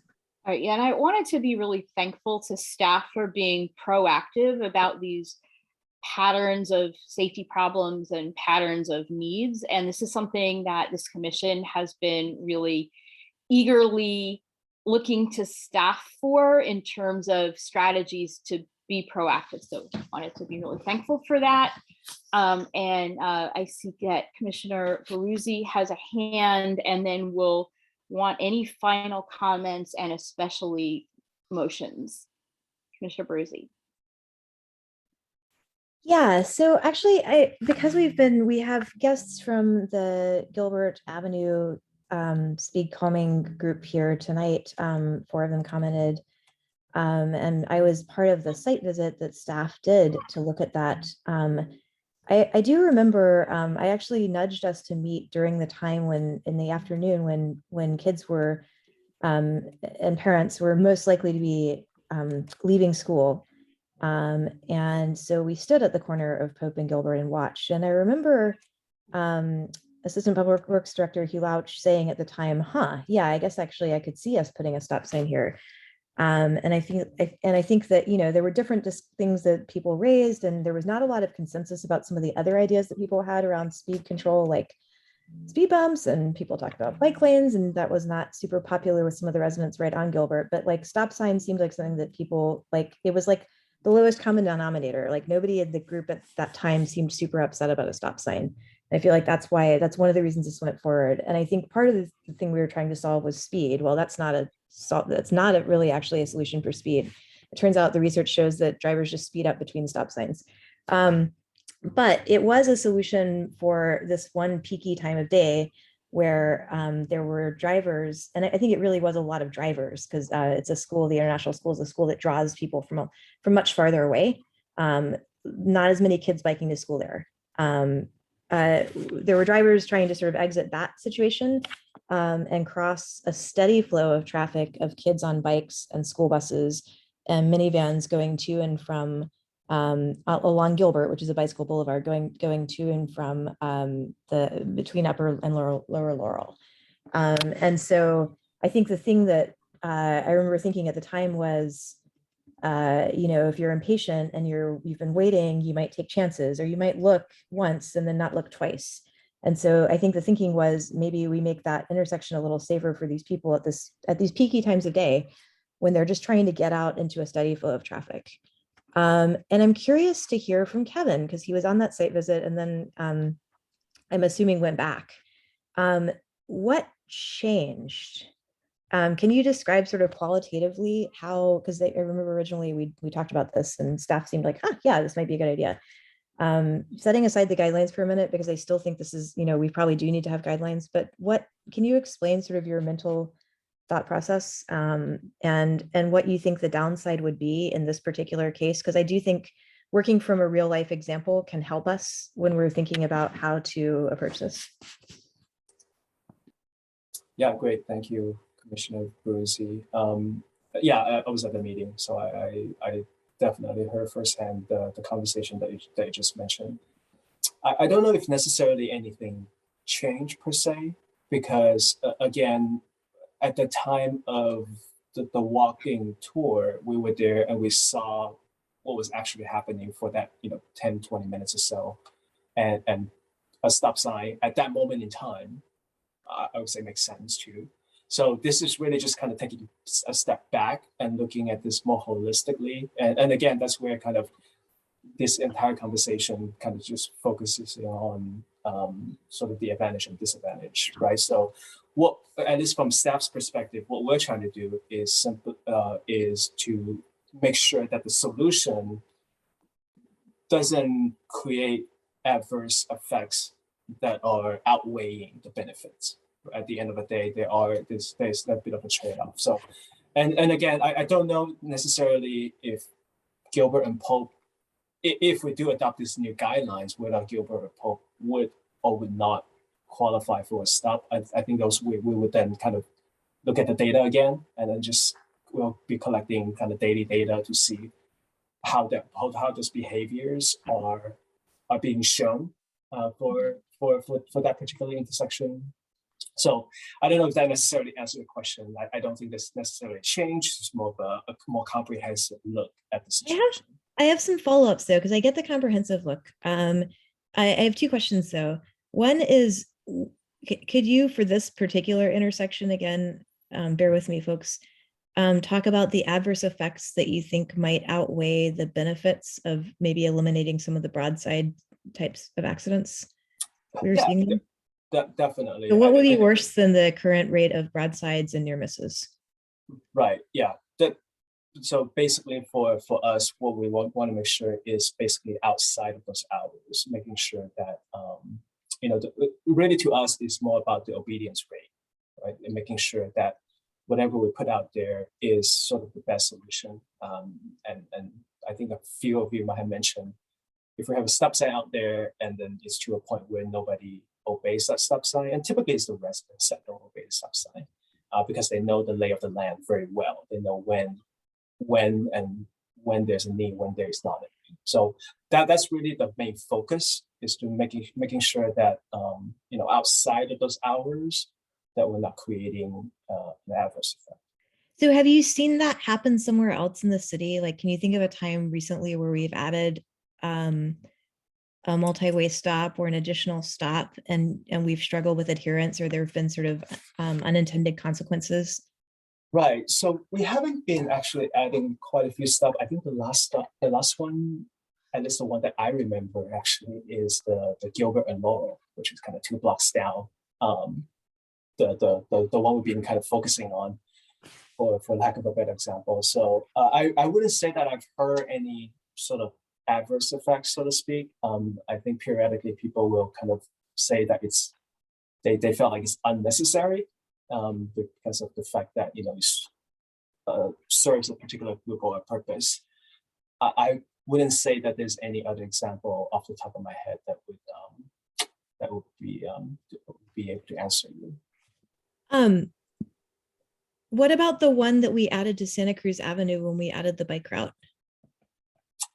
at Crane? Santa Cruz Avenue at Crane. Oh, the one in downtown? Yeah. Have there been any problems with that, or has it been? Not yet. In that case, downtown does kind of present a different characteristic than something like a Gilbert or Pope or something like that. So I don't know if it's necessarily a fair comparison between those two, but I haven't, to answer the question though, I haven't heard any sort of people. And why did we add the one at Laurel, at Gilbert and Laurel? I believe there was a lack of adequate site distance that couldn't be resolved by putting in records. Okay, final question. Sorry for interrogating the staff, but I do think it's helpful to get people out of the weeds and into the concrete. So if you had are there other tools in your toolkit that you could recommend for the kind of peaky cross-traffic conflicts that we've observed at that intersection? Right. Off the top of your head, like, is it a matter of just slowing traffic on the main route? Is there, like, I don't mean a dissertation, but just like, like off the top of your head, popcorn style, like you could think of a couple of things, or is it like, nothing's warranted, we can't really do anything, the status quo is going to be the best we do? Right, yeah. So I would say, just off the top of my head, I think a better solution, assuming the stop is not one of them, probably something more physical to physically slow down those cars would be kind of top of my list, if you will. It's kind of hard to cut to one of the points that Commissioner Cromie mentioned about changing behaviors. That is unfortunately one of the toughest thing for us to do. We can put up all the signs we want, all the striping we want, but if somebody doesn't want to obey it, they typically don't, or they try not to. So I would say probably something more of a physical nature would be better suited. So bringing it back to the thing at hand, would it be possible, if, as we're looking at guidelines to recommend to City Council about stop signs, would it be possible for us to add, like, is there a way to pilot something like this? If, maybe our accident data don't show, don't show much, but you've got a lot of anecdotal reports that things are bad. To me, it seems like in a case like this, for example, we could do something like add a stop sign for 6 months, measure speeds, do some observations. Like, unfortunately, we don't have great ways of doing continuous observation. But I wonder if there's a possibility of putting something like that into this discussion, or is Commissioner Brucey, I think that you are making a recommendation for something that would be in addition to a motion that we can discuss. At this point, I would love to hear it could be that you're saying, like, we shouldn't have any guidelines at all, we should take everything like one at a time. Okay, if not, I would love us to have commissioners propose motions that relate to the topic at hand. And then if we want amendments to it to handle particular families of corner cases, we can do that too.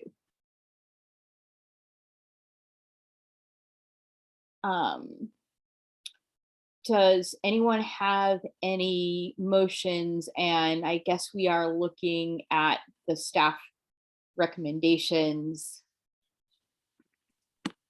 Right, so staff is looking for the main recommendation would be rather to continue as is, or adopt those new amendments. And then the second one, assuming that a new amendment is the preferred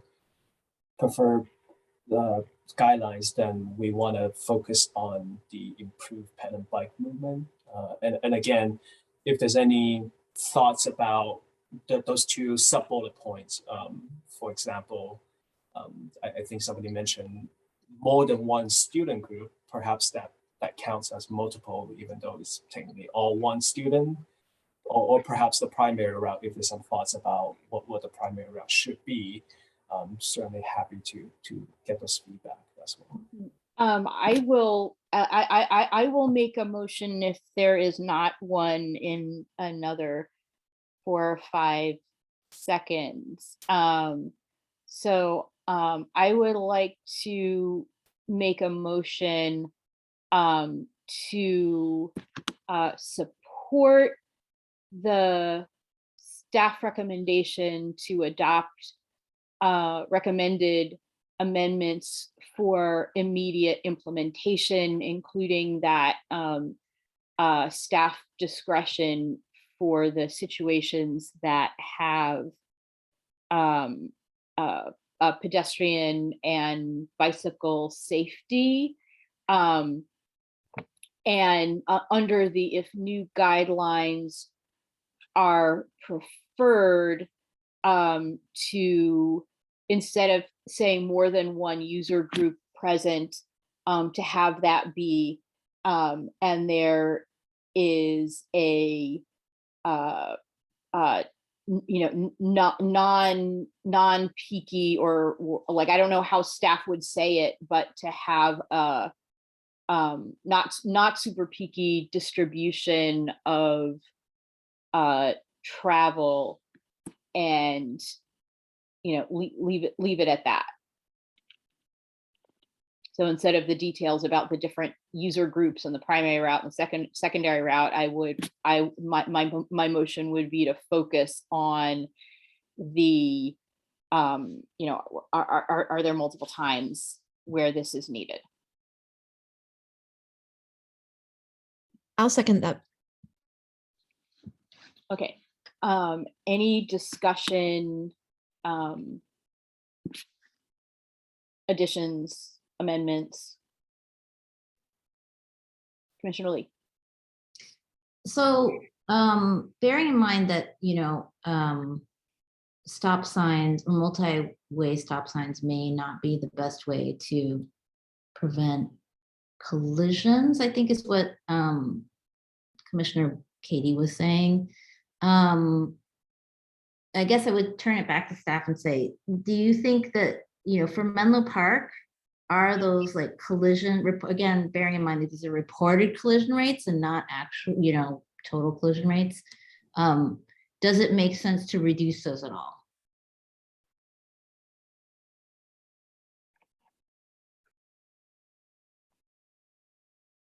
That is a question for staff.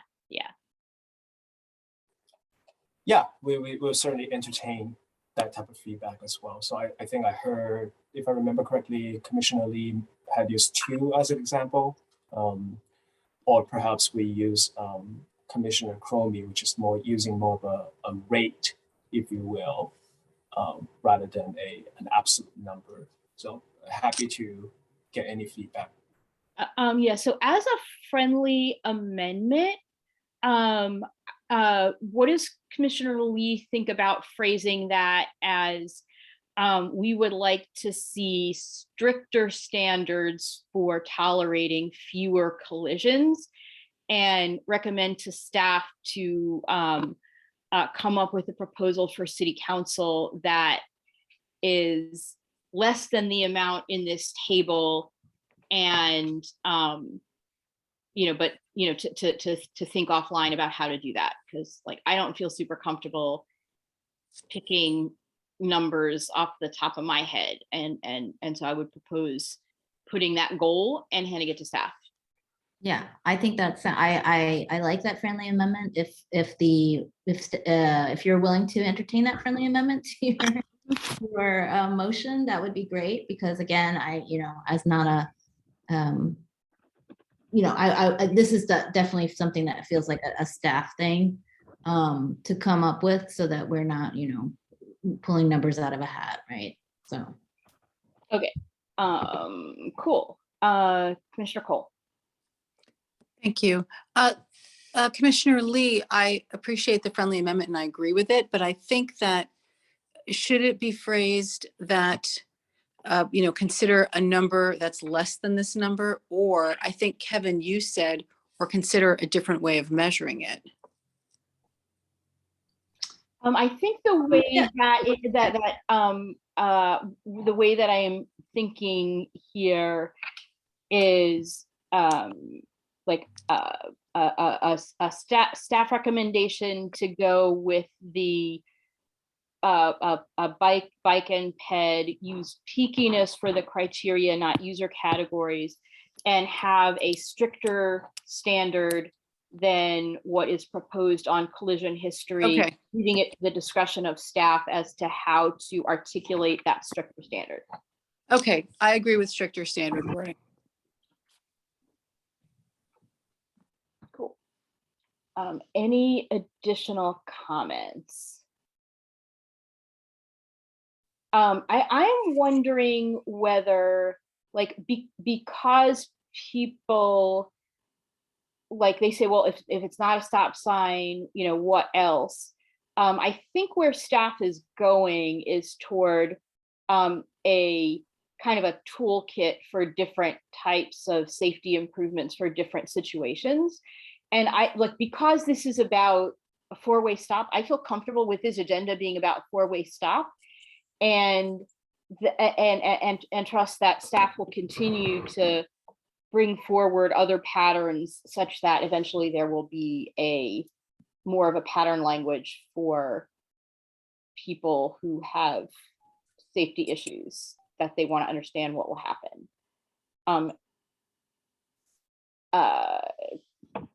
Let's see, any other comments before we vote?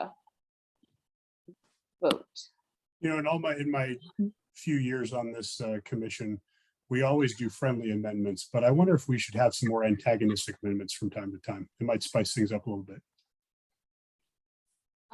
There certainly are bodies where there's plenty of Robert's Rules of Order sword fighting. I am not feeling the need for that right now, especially since we have another substantive item that's coming up that I would love to discuss.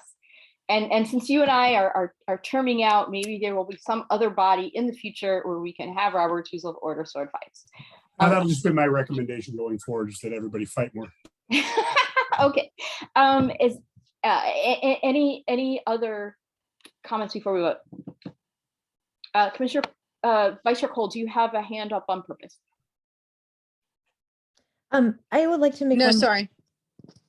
Can I steal Commissioner Vice Chair Cole's thunder and say one thing? I was curious about that Gilbert, that stop sign that Kevin said had been added, and I went and looked. And the one accident in the Thames database that's been the one that's, you know, in the police reports has actually happened since that stop sign was added. I mean, it's the plural of it's an anecdotal data point, right? But like, it doesn't seem to have prevented that one accident, and there was not a track record before. So, I mean, for what it's worth, I would listen to Kevin about what's good here. Okay. Yeah, and we'll certainly look into that. You know, one of the things that we want to make sure is that we'll then kind of need to look into the reason behind the collision to see if it's truly something that was preventable with the installation of a stop sign, or if something else entirely different. So. Thanks. All right, can staff help us vote?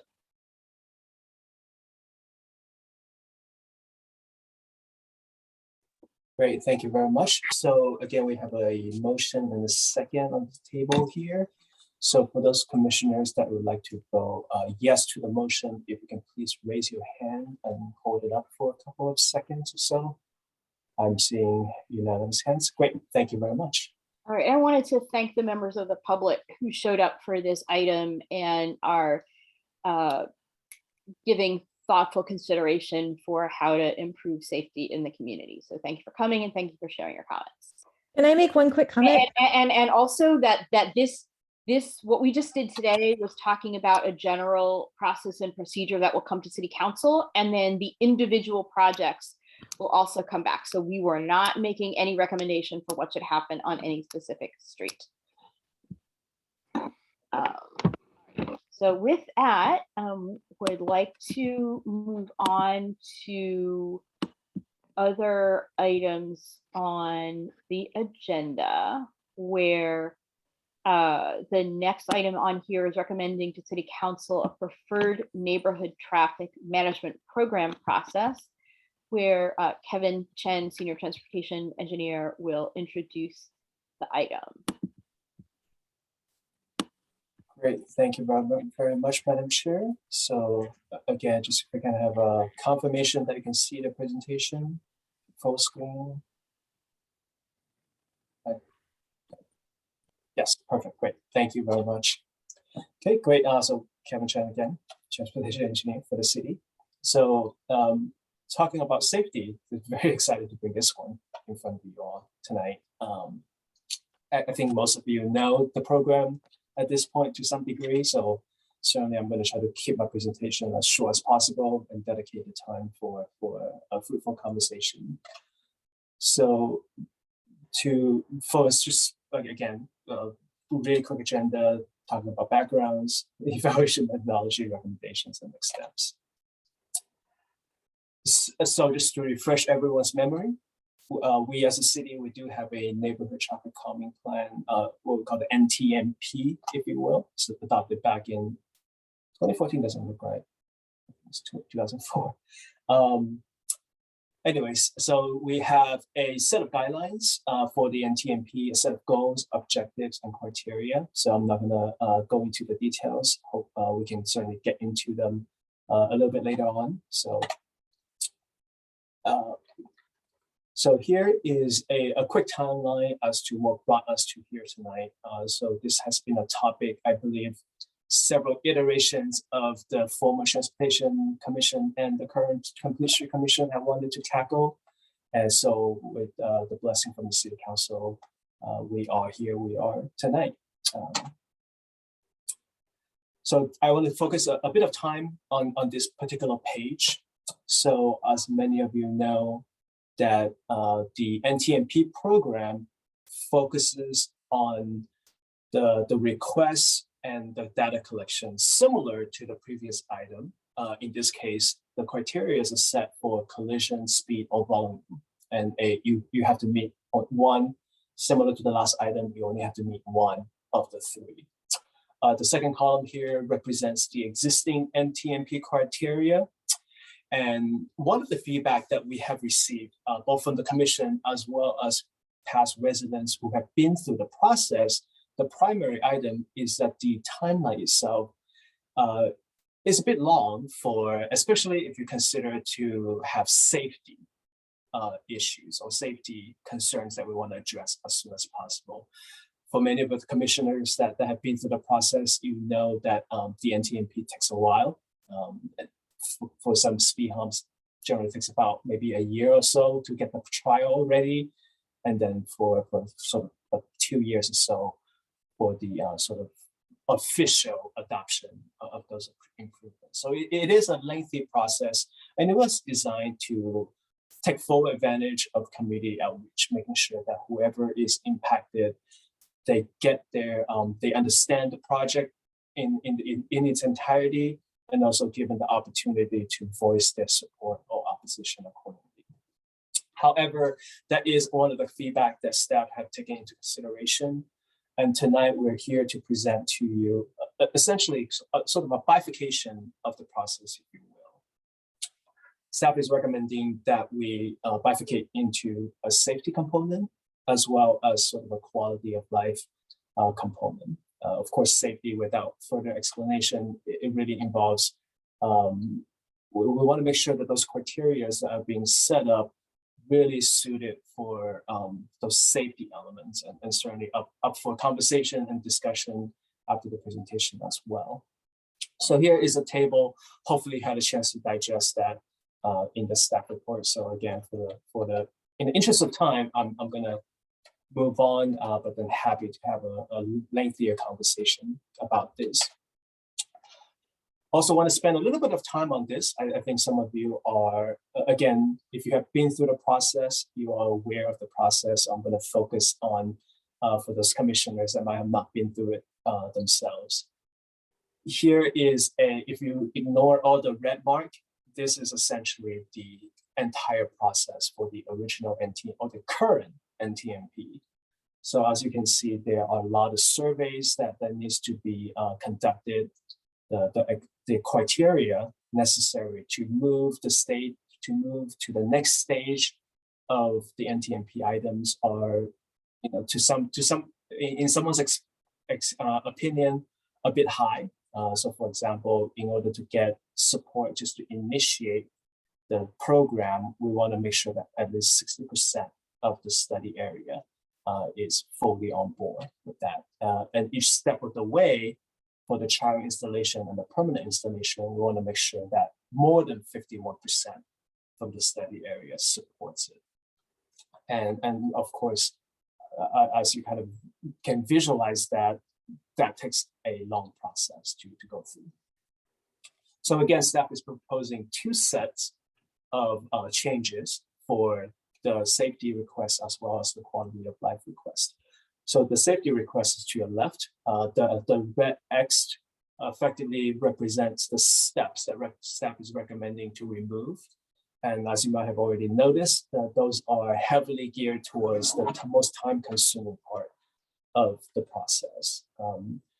We want to make sure, but of course, we still want to make sure that the residents, 1, will be aware of the project, 2, have an avenue to voice their support or opposition for those plans. So we are keeping so that we wanted to make sure that the avenues are there. So we're keeping the review by the CSC and the CC to move forward to the next stage. In this case, it will be the child installation. So if it's a safety concern, we get the request, we'll do data collection, we'll make sure that it qualifies as a safety component. That's where the previous table comes in.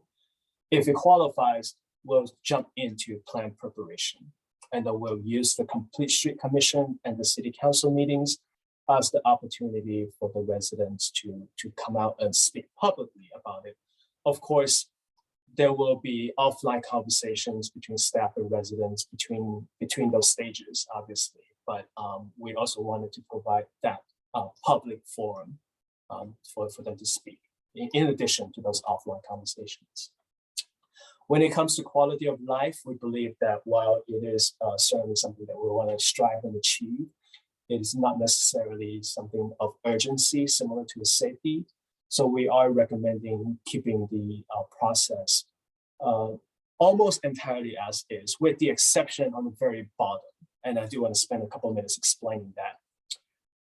In the current practice of all the surveys that are being identified, if someone does not send in the response, it is counted as a no response. So for example, if you have 5 people that did not send in the response, they then belongs to the opposing category. So as you can see mathematically, it makes the support category, or in this case, the opposite categories, is mathematically a little bit, it works that way. So staff is recommending that we no longer use that methodology. Instead, we'll count the support and opposition based on the actual responses. So the main difference would be whoever did not respond, they no longer count towards the survey. So that is, while it might seem like an insignificant change, it is a significant change for those that have been through the process. So recommendations, again, similar to the previous item, fairly open-ended, but we do have a couple items in mind. First of all, if the commission recommends that we separate the NTMP process, so as mentioned, safety and quality of life, are the criteria adequate? So I'll be able to go back to the table for further discussion, obviously. Is there a desire to streamline the process as proposed? So that's the table, the slide with all the X marks and stuff like that. And then finally, just an open-ended, are there any type of requests that should not be contemplated as part of this process? So before I conclude, quickly just go over the next step, incorporate comments from the commission tonight, and then draft a final version for City Council feedback. So with that, I will conclude my presentation. Thank you.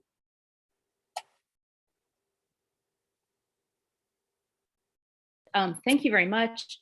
And we'll take questions from the commission and then open it up to comments from members of the public, and then bring it back to the commission for discussion and motions.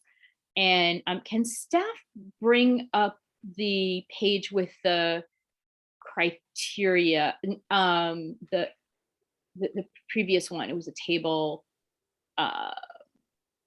Yeah, that one, because that had a lot of information on it, and you're asking us to give feedback on it. And I must say, I didn't read it quite fast enough to have an opinion, so other people might welcome that too. So let's see. Hang on for a second. I just did the wrong thing on my computer. Commissioner Jensen. Yeah, thanks so much, Kevin, for preparing this as always. Question on the removal or the switch from surveys sent to surveys responded. I don't see anything in there corresponding to like some threshold of response. I mean, in the case where we send out surveys and there, a minuscule number of constituents respond, how do we account for that kind of a situation where the sample size may not be big enough to actually indicate the sentiment of the community? Do we have anything in mind for that, or provisions that we can put in place to account for that kind of situation? Yeah, that is a great question. We currently do not have a provision for that. So certainly if Commissioner Jensen or the commission as a whole would like to establish that, definitely something that we'll be interested in hearing. Yeah, maybe as a follow-up here, can you help us understand, is there a typical sample size or like percentage of responses that we get when we do neighborhood surveys like this? Yeah, definitely. I think because generally, I probably won't be able to answer your question the exact same way, but let me answer it a different way, see if it helps. From past experience, we have quite a few NTMP items. I would say, generally speaking, at least my past experience, that it's quite hard to get the NTMP off the ground. We have much more success the last few years or so with North Lemon and Pomona, but generally speaking, those are a little bit harder. And generally, it is because of the fact that a lot of the times that the no vote or the non-votes being counted as the no votes. Okay, thanks so much. Yeah, maybe I would just like ask that we add an amendment here, maybe to include some baseline threshold, even if that's relatively small, to account for like the situation where not many community members respond.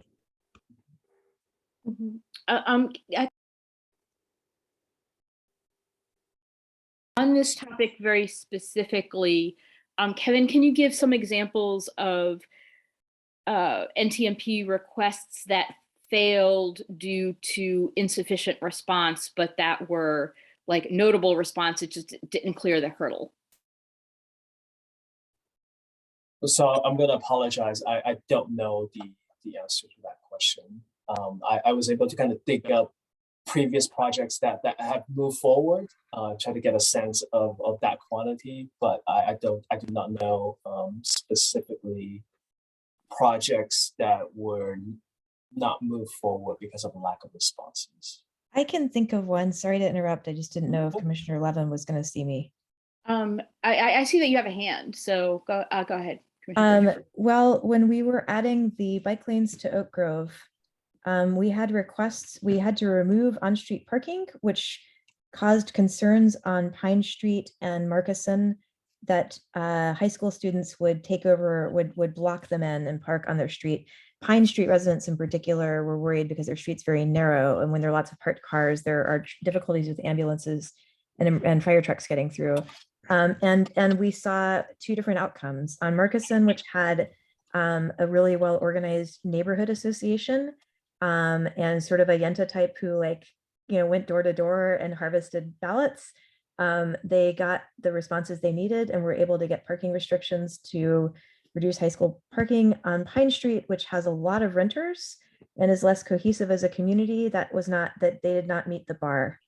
And so they did not get the safety improvements, even though arguably on Pine, there's probably a greater safety case to be made as opposed to just a convenience or quality of life case. And I would say that I think that in general, the thing where we have a high bar for neighborhood response rate tends to benefit people in sort of home ownership and established neighborhood circumstances, and doesn't work so well on streets like Waverly Street, where I used to live. So I would just comment that might be a little discriminatory. Commissioner, was that your comment? 'Cause you had a hand raised. No, I had a totally different comment, but I'll let other people go first. Well, now that you're talking, what was the question that you had for staff? Can you go back, Kevin, to the other thing? Yeah, thank you. So my question was actually more about this 85th percentile speed and volume thing. I didn't realize until Hugh Louch made an offhand comment how weird our speed measurement is, because we have peaky traffic and we have peaky speed. And I worry that when we're saying something, when we're capturing an 85th percentile speed, what we're capturing is like some kind of average. But what happens is when there's massive congestion on a route during certain times of day, that can really bring down the average, and people could fly during other times of day, and it would still sort of net out to be something that looks sort of reasonable. And the same, of course, is true of traffic volume. You look at the street like Coleman, and there's not a lot going on except for the times when there totally is. So I would ask, if we're going to use these methodologies to evaluate something like safety, that we figure out if there's a way, or I have a question, I guess, and just be asking questions, not commenting. Thank you. Kevin, could staff come up with something that better assesses the safety risks during key times of day and that's less smooth? Because a lot of our traffic on local streets is not smooth in nature, including the speeding. That's my question. Yeah, no, that's a great question, and appreciate that, because that allows me the opportunity to kind of explain this in a little bit more detail. So with regard to how we measure the 85 percentile, you're absolutely right. If there's congestions, that obviously slows down the average. So in this case, what we typically would do is we would actually have someone out there, in a very non-obvious way, and then collect the speed of those unimpeded traffic. So for example, we want to make sure that the car is driving under normal circumstances. If there's a particular car that is driving slower, that sort of create this platooning effect, so to speak, we will only count the first car and not the rest of the cars, because they are impacted by the first car. So when we're conducting the speed survey specifically for the purpose of making sure that it qualifies, we make sure that those cars are behaving in its true nature, if you will, and there's nothing impeding or skewing the result.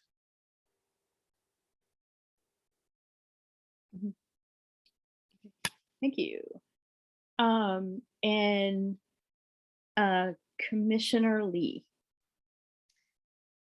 Thanks. So I guess I'm just really excited to see staff recommend that the no response votes are not artificially weighted as no's. And is that true? Because I was also thinking about the Pine and Markinson situation.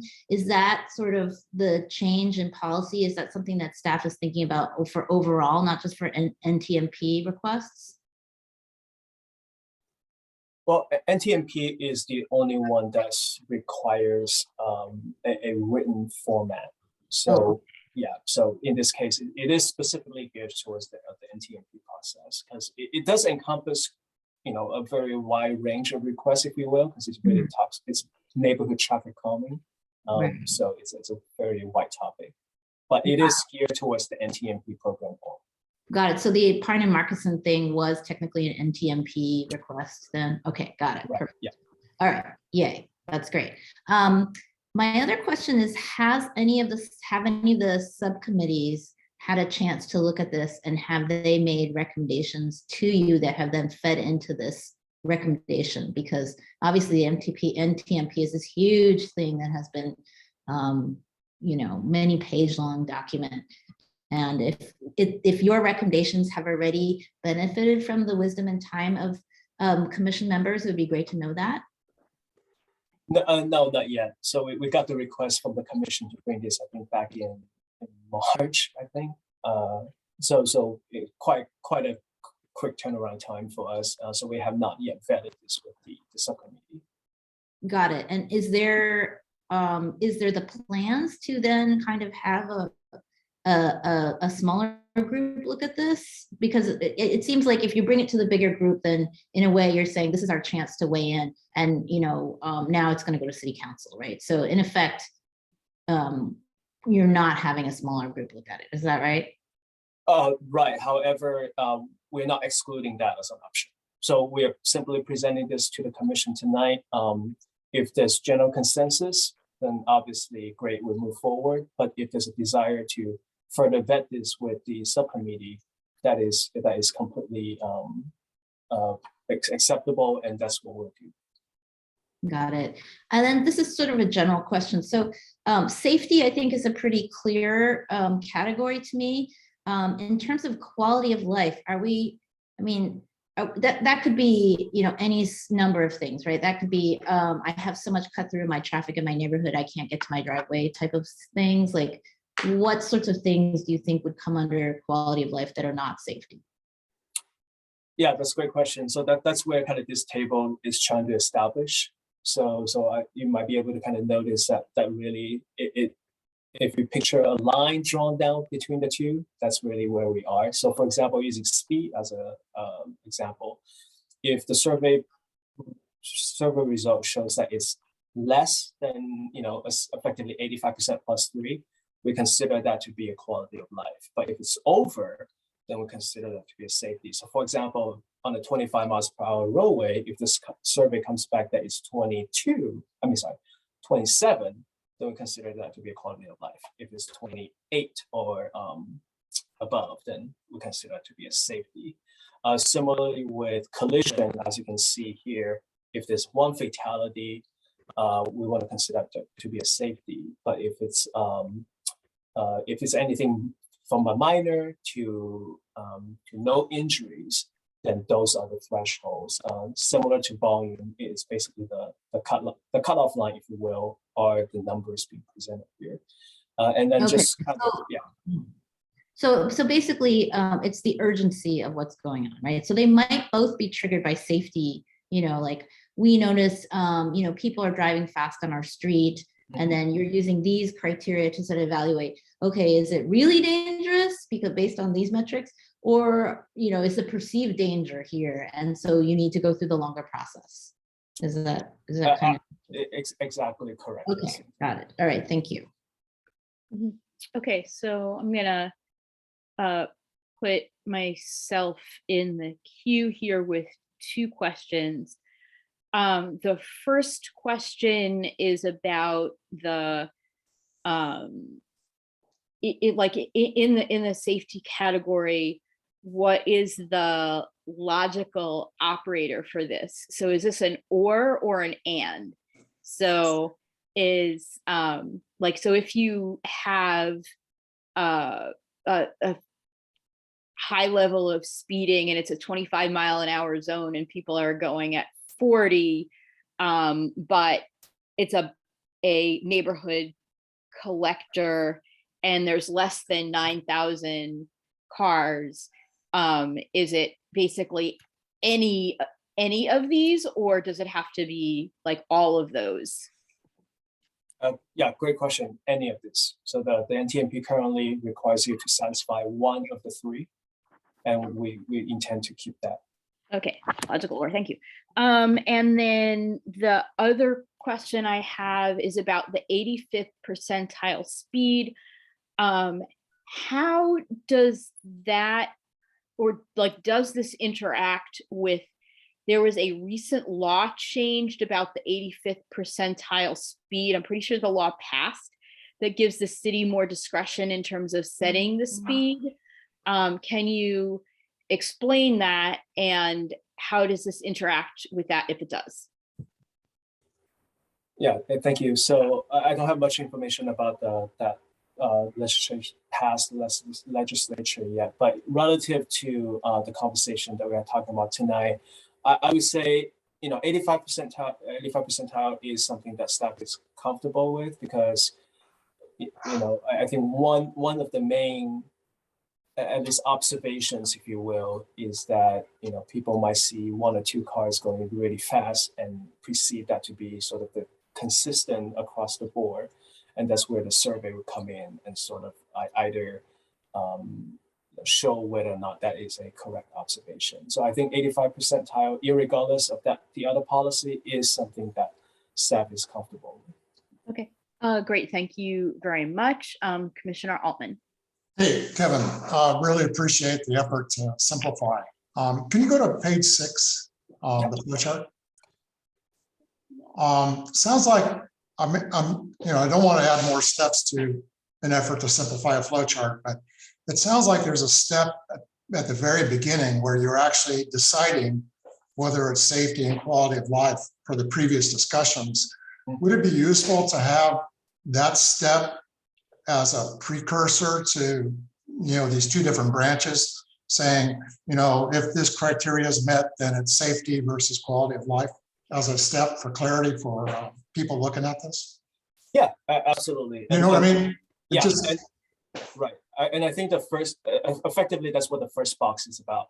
The first box is about gathering the data and then making sure that we properly quantify which category it belongs to. So obviously, we'll have to, when we're actually updating the policy itself, we're going to have to be somewhat obvious about the process itself. But to answer your question, that is our intent. Our intent is once we get a request, we're going to collect the data. We're going to determine based on the actual data, whether it's a safety or quality of life. And then we proceed from there on. Okay, because this flow chart led me to believe that decision was made off the paper. Yeah, that's a very good point. Absolutely, and that is not. Yeah, that is effectively the first box. Yeah. But I see your point. That's cool. I mean, it's really good. The second question I had was, how do projects actually get into this process? Like the four-way stop sign that we talked about. Yep. Does that get into this process? It could. I mean, it certainly could.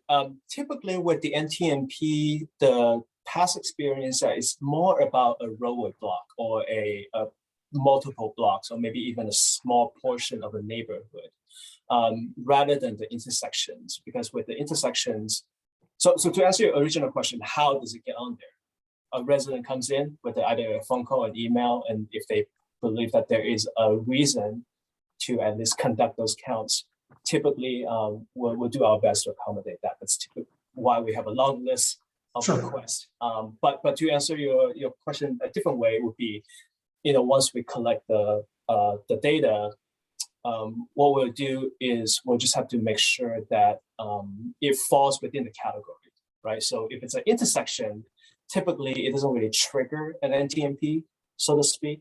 It's typically more reserved for a roadway because you're looking at really speeding. So in the case of Gilbert and Pope, we wouldn't looking at Gilbert and Pope, we look at Gilbert because that's where the speeding is. I'm just wondering from a community point of view, from the people that we heard on the call today, would it be useful to have kind of a flow chart that kind of steps that process out just in about 3 or 4 boxes so people, well, if you're asking for a four-way stop, it doesn't get into this because it branches off to here, some other place, just so it's really clear so the community has an idea what's going on? Yeah, we can certainly look into that. The challenge I do see, well, not as challenge. Well, I mean, it's something that staff is doing off, in the back offline, so to speak. Whenever we get a request, the first thing that we typically will do, if there's not already a kind of a recommendation from the resident themselves, is where this fits in within the overall scheme of the different guidelines and efforts that we have going on, right? So I definitely see your point about having a flow chart, but at the same time, a lot of times the residents come in with a specific request in mind already, and we would then kind of help them through the process of identifying whether that is the best approach, or if not, here's what we recommend that you do instead. Yeah, but even those steps would be really cool to feed back to people saying, look, you may have asked for the thing in the wrong way, but this is what happens to your request. If you ask for a four-way stop, it goes off to this branch, and this is what we do.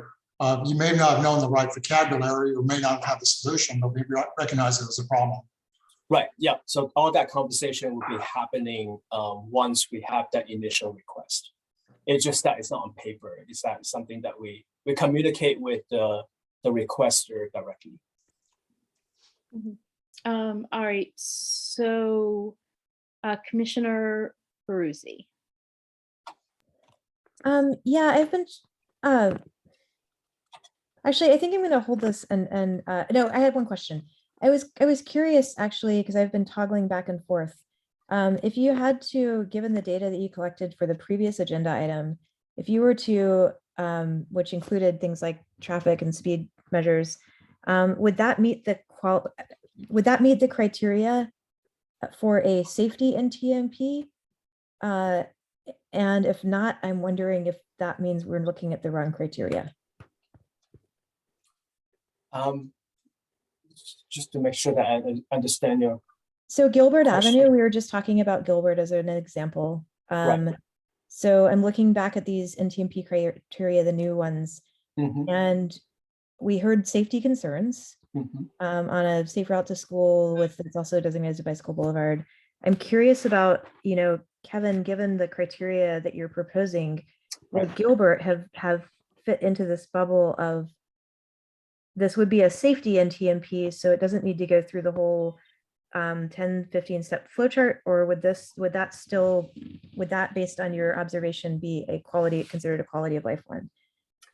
Yeah, so I see where you're going with that question, and I would say that you know, it might not be kind of obvious from the beginning, but we will have the opportunity to at least look at those data that we collected and see if it fits the NTMP. As I mentioned before, if the resident comes in and the original request was, hey, can we put a stop sign here? You know, obviously we kind of look at it there because that was the original desire. But then if that's not a correct route to go with, then we'll fall back on the various other possible routes that we can go to, including the NTMP. I will say that though that, you know, with again, with the NTMP is typically being treated for a block rather than an intersection. So in this case, we will look at Gilbert as a whole, and you know, we will look at the speed, we will look at the volume, and of course, we will also look at the collision rate, where Pope doesn't really play a role in this case, right? Pope is not, the volume along Pope doesn't really have an impact in terms of whether or not it qualifies. Actually, having been part of this, you know, having had some insight into that group for a while, I can tell you that it didn't start out as a stop sign request. It started out as concerns about speed along Gilbert and safety along Gilbert. So it would have fit, and they had been talking to people who'd gone through the NTMP process and heard it was laborious and painful, and were like, surely something can be done that would be faster. So my question, and the reason I'm asking this question is because I really want to understand, are these reasonable criteria for bumping something up into a safety category? Are we being overly stingy when we talk about safety? Because I would hate to find out that like 90% of the things in the queue right now that are designated like potential NTMP projects, where people have real safety perception concerns, right? If not, you know, high accident rates, are going to still have to go through the same thing. In other words, like, you know, maybe there's only one every 5 years that we actually say counts as safety. So can you give a sense? I mean, if not, I understand, but I just want to be careful that we're not making it too, we're not setting the bar too high when it comes to safety. Yeah, right. Yeah. And I would say kind of the recommendation that's in front of you right now would be kind of staff's recommendation. Now, obviously, we are more than happy to take your feedback if you felt like some of this might not be, using your term, maybe the bar is too high. And if there is a kind of that sentiment from the commission, we will welcome that comment and we'll take that and reevaluate that. As you can see, we are sort of trying to lower the bar, so to speak. For example, the 85 percentile used to be plus 5 miles per hour. We lowered that to 3 miles per hour. We also shifted some of the volumes to make it more befitting of the categories that the streets are in. And certainly with the collision, I think we are definitely taking a much bigger step from the before versus the after. Okay, so I'm gonna ask a question and then take public comment and then bring it back for discussion. The question that I have is, has staff considered, like, NTFP has historically been a reactive thing. So, residents perceive an issue and reach out to staff, and it's like a very, very, very much of a squeaky wheel process where you need to squeak really loudly to get your concerns addressed. And meanwhile, it's possible that there might be some streets in the city that have equivalent or worse problems, but just people don't have the time to squeak. And I am wondering whether there has been any thought on staff's point about at some point utilizing these criteria in a proactive way in addition to in a reactive way, like to have some kind of sampling method and go out and do speed surveys and be like, oh, here's a street that even though no one has spoken up, we're seeing people driving 10 miles over the speed limit, or even though no one has spoken up, we have seen 10 collisions here, we have a problem. Is staff thinking about that too? Yeah, definitely. And we have heard that specific feedback in the past as well. And I will say that it's kind of, I think it's going to morph into the form of, I think our Assistant Public Works Director, Hugh Lau, mentioned, I think at the last meeting, about this kind of local safety plan. I think that's kind of where that potentially would be morphed into, if you will, kind of taking a more proactive approach rather than a reactive approach. That is certainly in our part of our conversation and in the pipelines, so to speak. Thank you so much. Moving on to public comment. And anyone who has a public comment, please raise your hand to speak. And I see that Eduardo has a hand raised, and can staff show the handy dandy timer?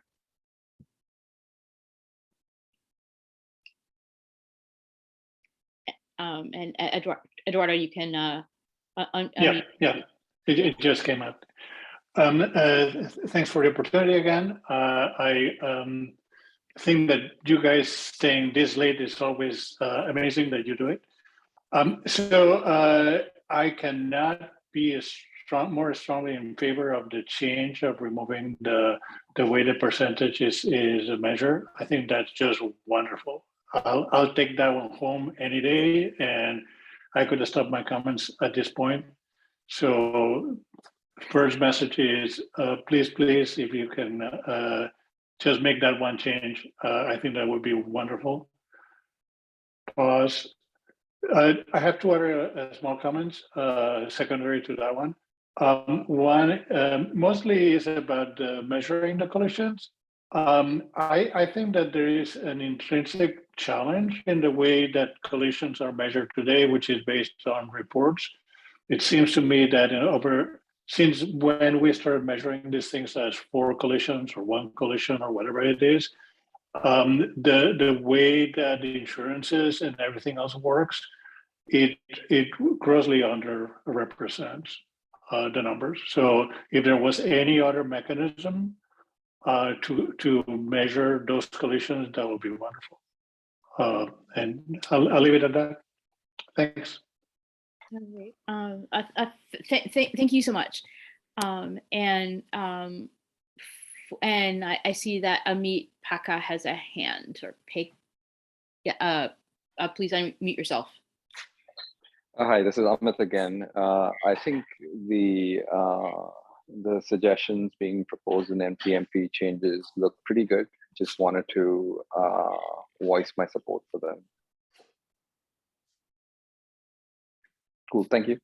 All right, thank you so much. And for folks who are interested, this will be coming to City Council. And when it comes to City Council, your comments will be helpful there too. Bringing it back to the commission for discussion and possible motions.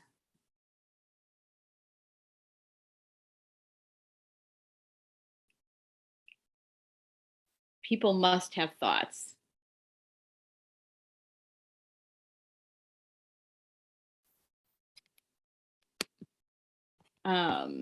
Commissioner Brucey. I have a lot of thoughts. I tend to agree that I've always had fairness issues actually with the NTMP. Like if safety issues are real, it shouldn't take 2 or 3 years to address them. And I worry that the requests of your squeaky wheel comment was exactly right. And I think there are a lot of areas where there's just not a lot of cohesion. And so people don't, or people are, you know, a bunch of grad students living in apartments, you know, going to work and they're having safety issues, but they're not like thinking about city council because they're 25. So I do think it's good for us to look as a city holistically at safety issues and be more proactive about solving them. I mean, that said, I'm excited about the bifurcation idea. I would feel more comfortable voting for it if I knew that it wasn't going to filter out 99% of the requests. The one other thing I'll say, I mentioned perceived safety earlier. So it's true that like there's streets that have regular speeding episodes and there's streets where, you know, a lot of people follow the law, but then every once in a while you have a crazy person. But if people see a few speeders going 50 miles an hour or being scary, it dampens their behavior choices. And in general, I think we have too many streets in our city that are designed where you could go 50 miles an hour and not, on a neighborhood street, without running into a tree or something. I think our streets are too wide and too fast. And so I would rather not have us look at averages and be quite so technocratic when it comes to people's safety concerns. I would rather give people the benefit of the doubt and maybe because I would like people to feel safer on their streets, safer walking, safer crossing, safer letting their kids bike to school. That's what I have to say. I can support this, but I just really, I would rather see us trend in the direction of generosity and equity. Any other comments from members of the commission? And they can be comments heading towards motions if people feel we are going to be getting ready towards that. Commissioner Seabrain. Well, I have been kind of quiet, partly because this is really like, it's a lot to think about, and it's hard for me to come to a recommendation, but I agree with pretty much everything Katie just said. So if that gets us closer to some kind of emotion, I just want to say that. And I'm fully in agreement with separating out the safety and quality of life. Like I can get those two distinctions, but also the concerns about, yeah, speed, and how we deal with that. I don't know. Any other commissioners have comments? Commissioner Lee. So this is more about just the wording of things, but if I were submitting something for an NTMP, review, and was told that my safety concern was not really a real safety concern, it was a quality of life thing, I might be a little bit, annoyed that that was the category that I fell into, So I'm not, I feel like, it is really, if what we're really talking about is safety and degrees of safety, then it should be, like urgent and, standard or something. I don't know. I feel like, I don't know, quality of life just doesn't sound right to me as as someone who lives in a neighborhood and is like, because then it makes me sound selfish, like, oh, my quality of life is being affected. I don't know. That's just my take. So that's a small point. Right. So I really, I don't have a opinion or alternative opinion about the terminology, but I really love the filtering out things that are demonstrable safety issues and just proactively addressing them without barriers. And then having a more streamlined process for people that perceive issues. So I just think that this taxonomy is fantastic. And I additionally love the idea that we are moving toward a safety plan that will, beyond the reactive complaint based, have a proactive safety improvement process as well. I think with regard to what Commissioner Altman said in terms of like at the risk of having like really narrow boxes, having the flow chart start with here's a decision to evaluate the situation, and also over time, like building more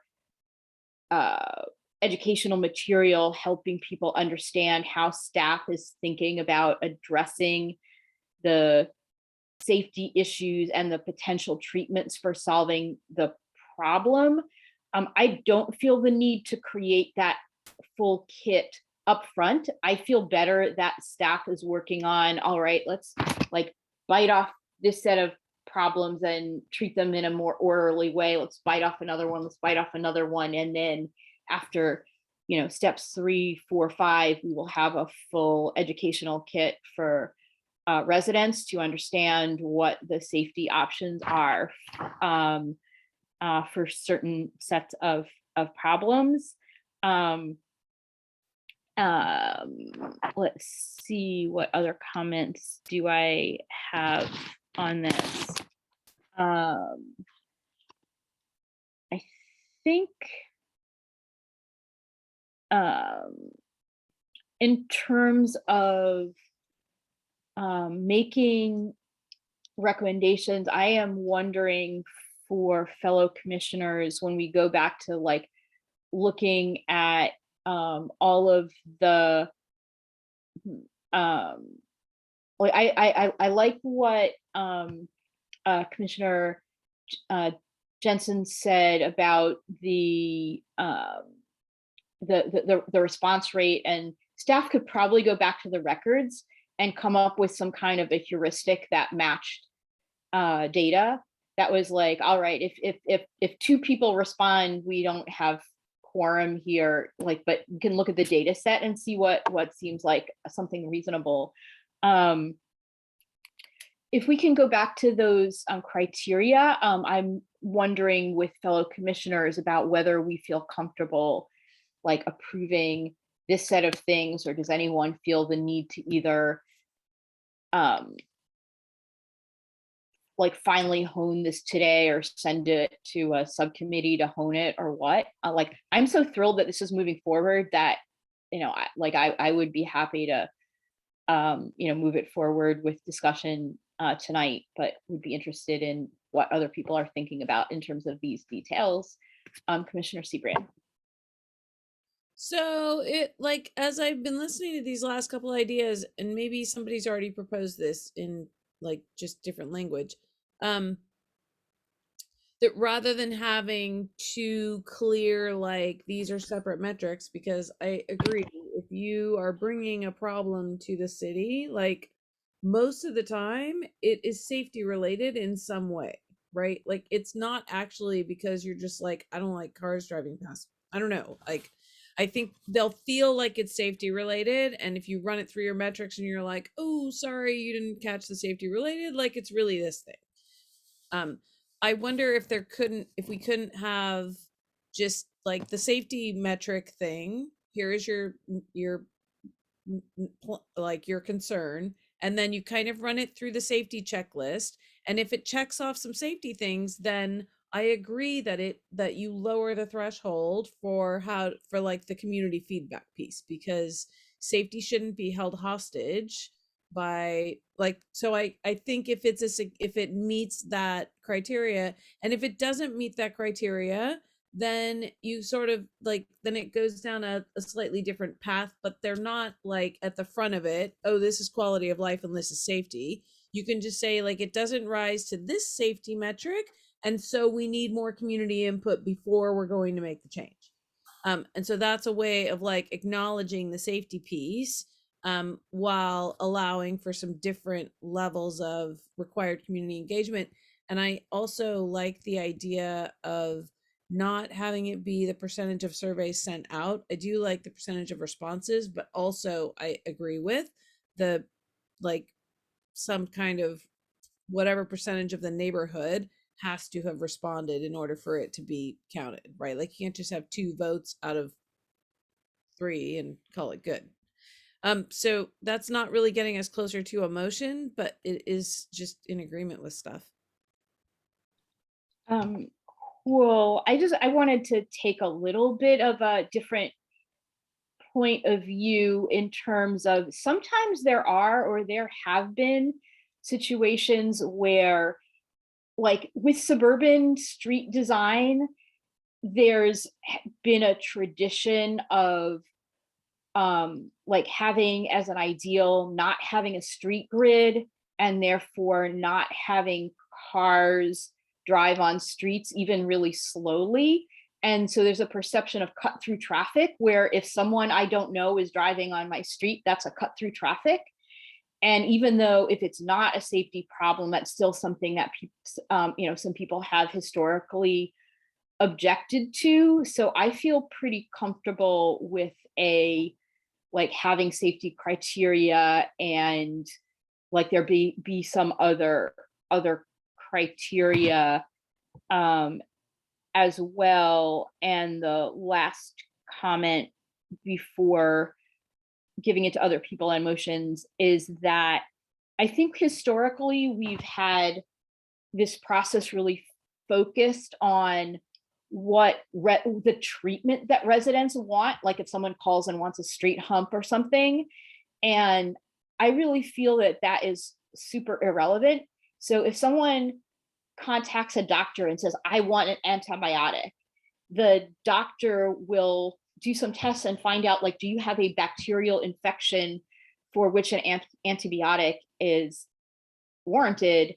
And if you don't have a bacterial infection, an antibiotic is like not something that doctors should be prescribing. And I think it's similar that people know that they have a problem or know that they have a discomfort, but I think focusing too much on what a layperson wants as a solution is a big mistake. And so I'm happy with the previous approach and this approach in terms of the discretion for staff in terms of coming up with the kinds of treatments. Commissioner Lee. So I think one way to take the value judgment out of the word safety and quality of life would just be to say we have a standard process and we have an expedited process. So, and these criteria are what we're looking at to judge whether it goes to the standard or expedited process. And I think in any motion that we have, I do think if we address like how speed is evaluated, that sounds like a good change to put in as a way to emphasize that is, because that is one of the I think people's major concerns in all the NMTP requests that I've seen. That's it. All right, Commissioner Brucey. So I want to second what Commissioner Lee just said. I think that framing makes more sense to me. I want to second what Commissioner Levin said, or Chair Levin said, and I actually want to expound on that just a little bit. I feel like in previous times we've given people a menu of options from that list of things that are in the original NTMP, some of which are expensive and not effective. In one case, I think we actually put a gateway in somebody's neighborhood, and then there was like a traffic accident, like a kid, maybe there was a bike or pet accident, somebody got hit. There might have even been a lawsuit associated with it, like all in the name of safety. Like we put something decorative that was really expensive and then caused more problems. So like that's the kind of thing I want to avoid. I think when we're talking about streamlining, I would also encourage staff to streamline the input process and have it focused on, you know, what are the residents the experts in? Residents are the experts in the daily experience of their street. Staff can drop in for an hour or a day, but you should not expect that in that hour or day, you're going to get the full picture of what really goes on there. And they're experts in their experiences, including how they feel about, you know, life on their street, even if it's not like something that you can necessarily quantify. And I don't think we should poo-poo those feelings. Staff, however, are the experts in, you know, to the previous topic, is a four-way stop the effective thing for slowing down speeds and increasing safety? Like, and that's where I think, you know, having your toolkit, it's your toolkit that you adapt to the unique situation. And again, not asking people if they want an antibiotic when what they need is an amputation is the right way to go. And I also think it would be useful. I wish we'd had this for tonight. And I guess I do kind of wish we'd looked at it in a subcommittee now that I'm looking at it in hindsight. But I do think also that because this has been on delay for so long and there's so many projects in the pipeline, I prioritize getting this through council. But I think for the reference point for council, when they're making this decision, I would encourage staff to bring to council a map and show council where there are already traffic calming treatments. Because I think that can kind of illuminate. In some neighborhoods, it doesn't really seem to quite make sense, right? There will be like, you know, in Allied Arts, some streets have speed bumps, some don't. Why? Probably because somebody asked on one street and somebody didn't on the other. And I think I would use that to like inform an eventual plan for being more purposeful and proactive. And then finally, I'll say that one of the things that really resonated with me about Commissioner Lee's framing was this idea of expedited versus, what was the other term you used? Not expedited. Standard and expedited. Yeah.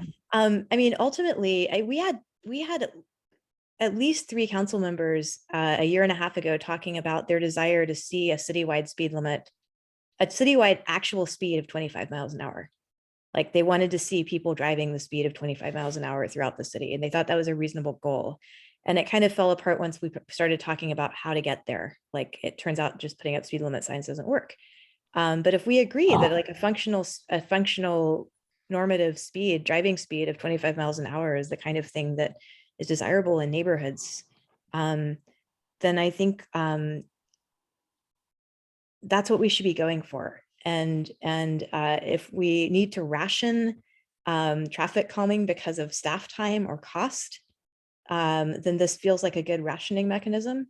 But if we have available staff time, then I don't think we should be extra stringent. Does that make sense? I think the other question I was thinking about as we were talking about this was, what's the problem we're trying to solve? Is the problem that we're trying to solve sort of managing residents, or is it managing citywide speed and safety? Yeah, so I'd like to respond to that, which is that like since staff has framed that this is a process for handling incoming requests, and then there's going to be another proactive neighborhood safety plan, it sounded to me that target speed would be a really wonderful part of a neighborhood safety plan, which is an excellent topic of discussion for a meeting that is not this one, but it's a good piece of fodder into that topic of discussion. The last comment, I'm like really uncomfortable with the idea of calling something normal and expedited without the word safety, because I think safety really highlights why the thing is expedited, because there are like demonstrable problems. And, there really are situations where, like people are uncomfortable with, people that do not live on the street, driving on the street. And like, I think distinguishing when there's like expedited safety, I want to stop wordsmithing right now, but I do think that having the word safety in there is really important. Does anyone, actually I have a last question and then would really welcome motions.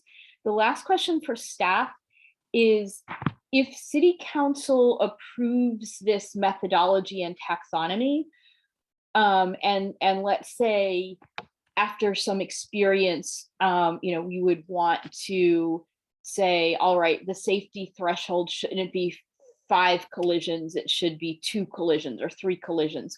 Does that need to go back to council, or can this template here,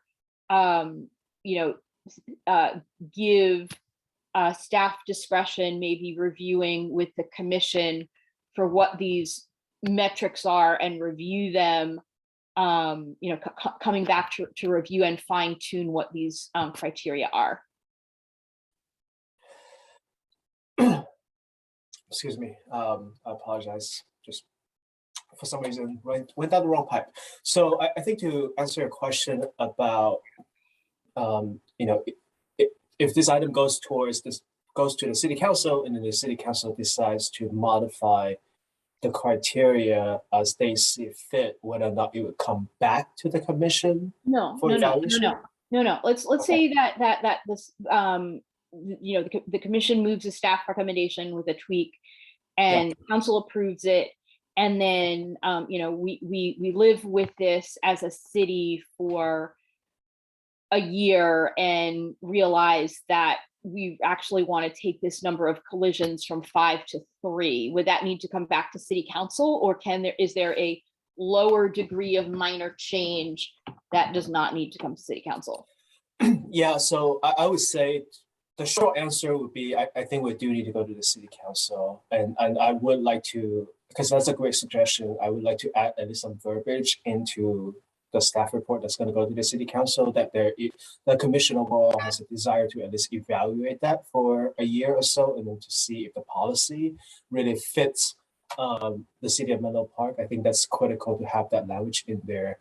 But to answer your question though, because this is ultimately a policy decision, and of course the city council can change that if they see fit, but I would say normally speaking, if we do want to change the policy in a year or so, we would need to go back to the city council, unless they specifically direct us to say, here's the threshold that you do not need to come back to us for.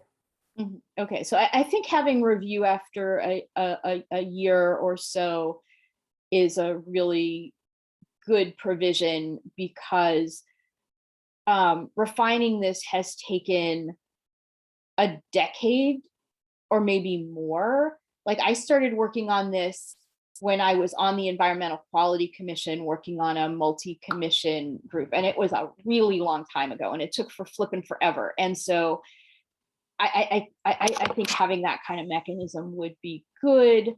Does anybody have any motions?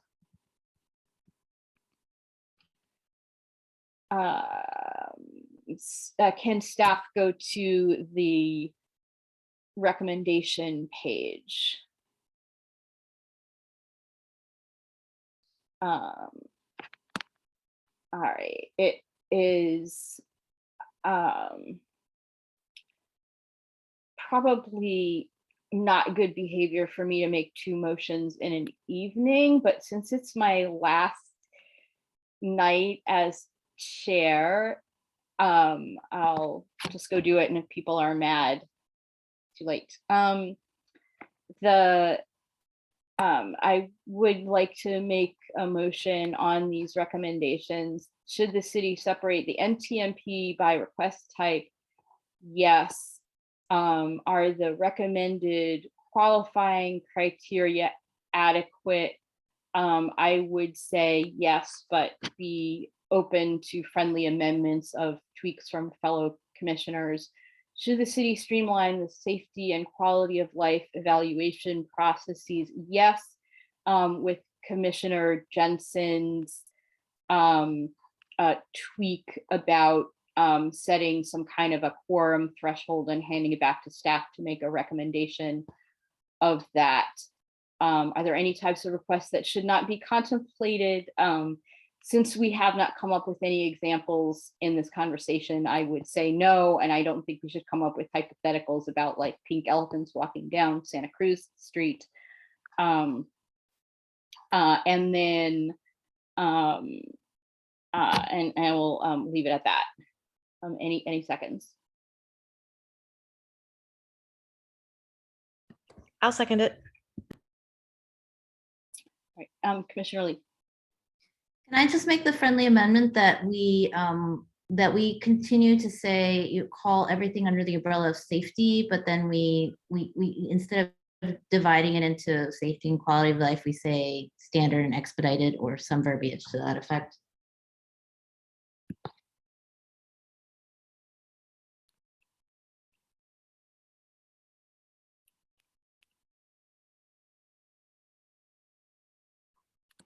Does that work as a friendly amendment, Adina? Can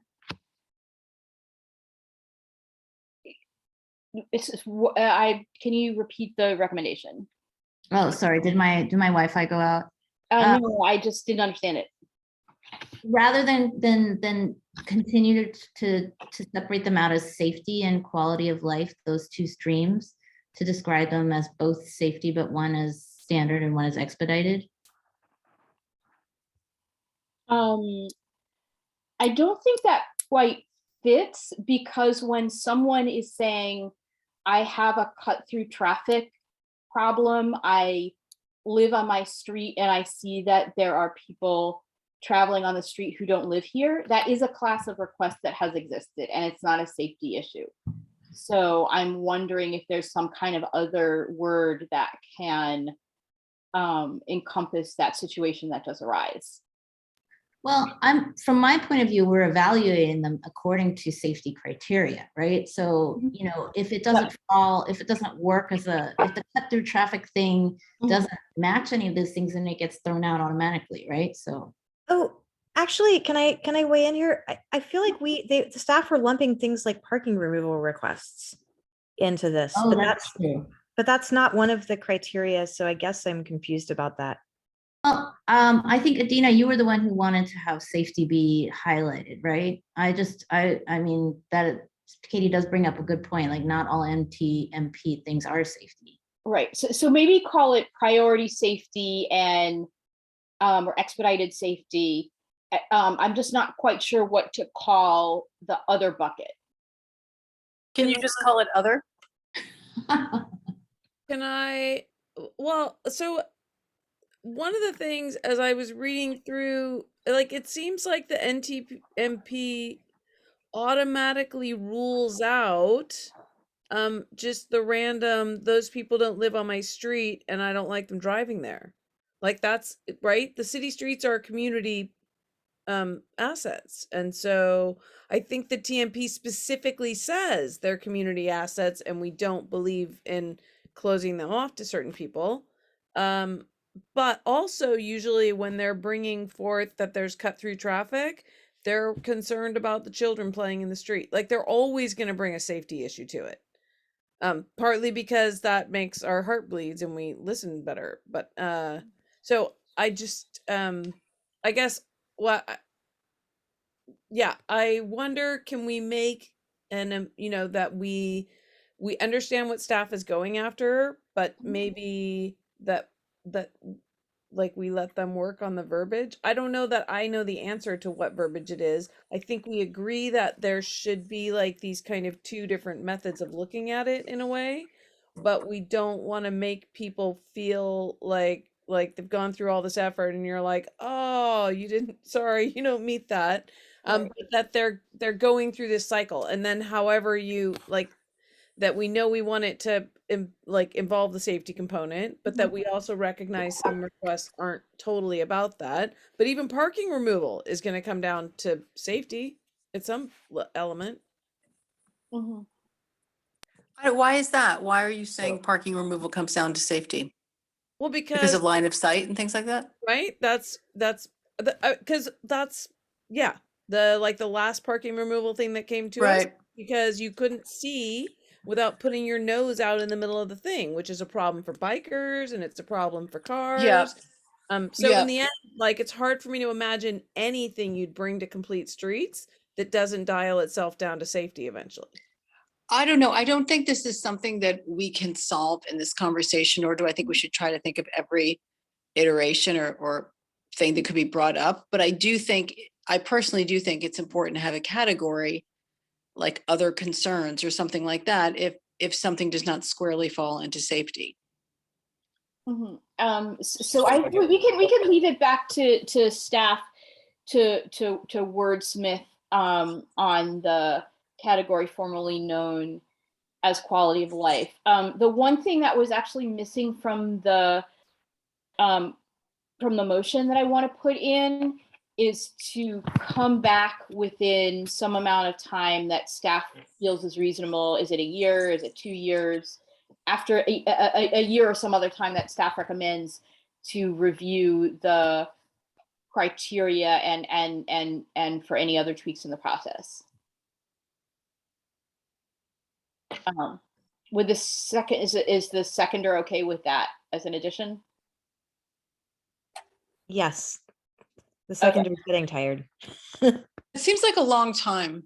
Does staff have a comment about how long that period should be? 2 years seems too long for sure, but even 1 year seems long to me. Yeah, I would say 1 year sounds reasonable for now without thinking in detail. And the reason why I say that is because typically with data collection, evaluating the collection, coming up with a plan, and then going to the city council, the Complete Street Commission, that in of itself is probably going to take about 4 to 6 months or so probably. Okay. And so depending on how many requests, and we already have about, I want to say 8 or 9 that's in the books already. That probably means we probably get to like 2 or 3, maybe, depending on staff availability, obviously. So I would say I start with a year, but then do give us the flexibility of let's go back and think about whether that year is adequate or not. And I do want to just basically clarify one thing about the stop removal as it relates to the sight line would not be part of the NTMP. I think Commissioner Brucey, you might have been thinking about the ALMA effort or the O'Connor effort, which are changing the time of the parking category. The ALMA one is changing parking to a time restricted parking. O'Connor is wanting a residential parking permit. So those are not necessarily parking removal, but just a different way of classifying the parking. And that's why it's being lumped into the NTMP process. That's what I was thinking of. Thank you. All right, so added up, bring it back in approximately a year with staff discussion. Does anybody have any additional comments before we vote? Not seeing any, would welcome staff's help for us to vote. Great, thank you. So we do have a motion and a second on the table with the amendments as stated. So for those commissioners that would like to vote yes to the motion, if you can raise your hand and hold it up for a couple of seconds. I believe I'm seeing all hands. Great, thank you very much. All right, woohoo! This is very long awaited. Thank you so much to staff for the thoughtful work on this much needed thing. Moving on down the agenda, we've just done the NTMP. We are now moving to E4, which is selecting the chair and vice chair going forward, where Kevin Chen, Senior Transportation Engineer, will introduce this item. Great, Madam Chair. So I'll just keep this brief. Effectively, we are looking for nomination for a new chair and co-chair for the next coming year.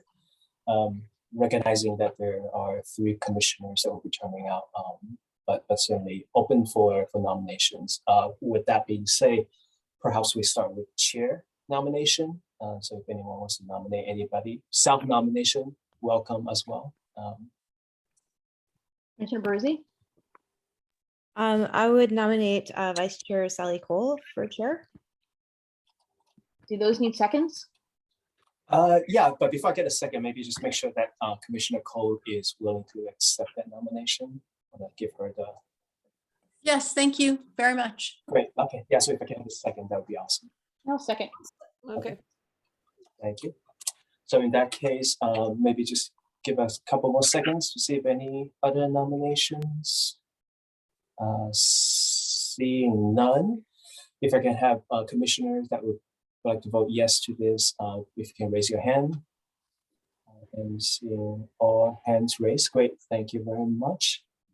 So now moving on, we'd like to accept a nomination for vice chair, please. Or if there's a self-nomination, so welcome that too. I can nominate. I would like to nominate Jackie Cibrian. Thank you. I actually, I don't want it at this time. I super appreciate it. Okay, I just no have problem. enough on my plate. I can't take any more for the time being. No worries.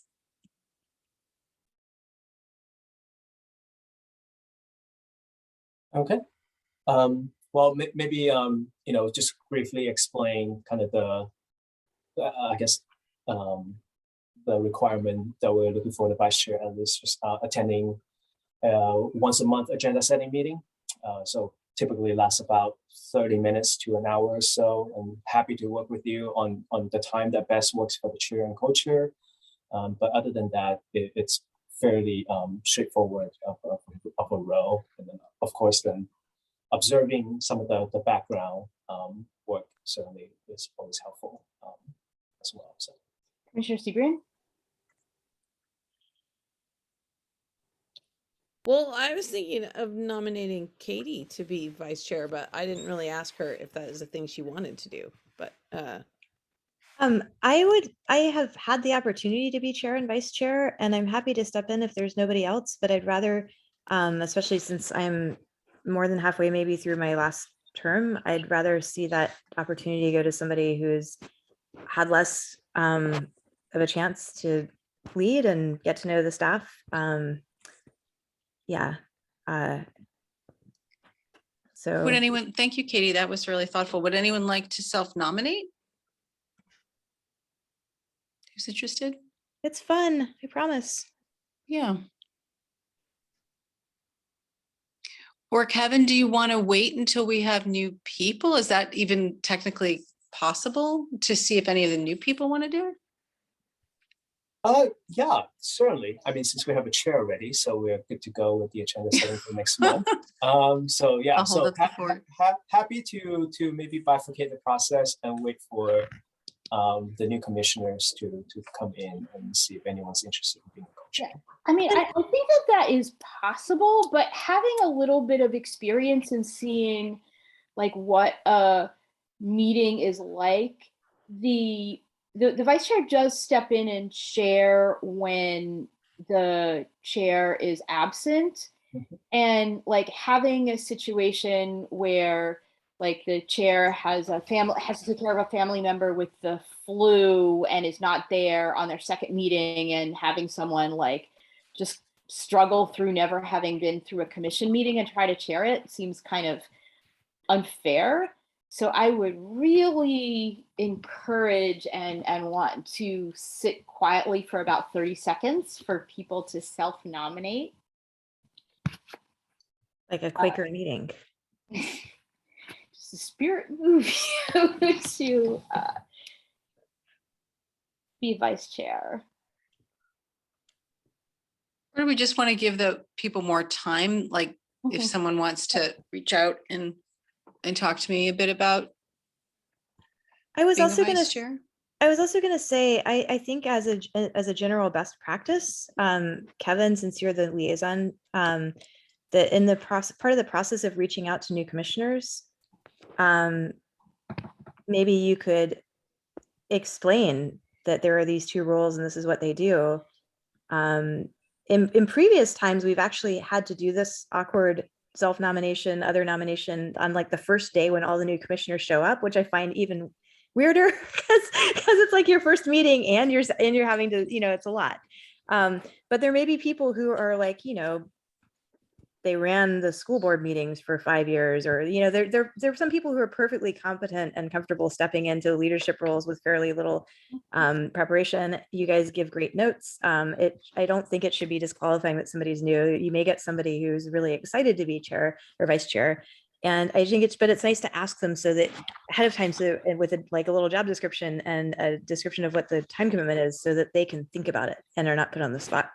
So what I would recommend is that anybody who's in this meeting right now who wants to think about it a little bit more, check in, and that Kevin reach out to any new commissioners that are coming on board with this opportunity, and invite them to reach out to Chair Cole if they have further questions about the experience. Can I make that a motion? Yeah, it doesn't have to be a motion. Okay, great. All right. Can we give you direction? All right, cool. I just want to make sure that we're, yeah. Yes. Yeah. I'll try my best to reach out to the new commissioners before the next meeting. And literally, if nobody else will do it, I will step in. But I would really like to see, I like succession planning, and I would like to see and sharing opportunity. So. Sounds good. Thank you. Okay. So happy pondering. We will now move on to, and congratulations to Chair Cole. Do we switch now, or does it switch to the next meeting? The next meeting's fine, Adina. Yeah, that's fine. Actually, is it okay if I take a second right now? Because it's a late meeting and I don't want to belabor this, but I couldn't figure out when the better time was. I just want to, we don't need to do a long soliloquy, but I dropped cupcakes off at everybody's house except for the staff. I'm really sorry, staff. I'll bring you cupcakes another time. Because I just think it's been a bummer that we haven't ever been in council chambers together as a group because of the pandemic. But I just wanted you all to know how much I appreciate you. And I wanted to celebrate, two of the people who are leaving the commission have been serving on either transportation or bike or complete streets or some combination thereof for like at least the last 8 years, if not more. And we've also had John Cromie come in and be our total wild card. And I want to thank you for your service. I think we should thank people for their service more often, and just let you all know that I appreciate you. That's all. That's awesome. All right. Well, that was yay, and thank you to Katie for being so kind and thoughtful and appreciative, and also Commissioner Cromie and Commissioner Lee for service to the community. So I guess we can. Does anybody else have anything else to share? I guess we can like on the organizational item before we go on to informational items. So since we're on the topic, just wanted to also show my appreciation for all three commissioners, Levin, Lee, and Comey for dedicating your time. Obviously, it's a volunteering job, so definitely, and night meetings, long meetings sometimes. So definitely appreciate you and sharing your feedback as well. Because like one of you mentioned, staff, we have sort of the expertise in terms of the design or engineering aspect of things, but certainly the residents are the ones that have the daily experience, and certainly goes beyond just your standard engineering. So always appreciate you all taking the time to do this. So yeah, thank you.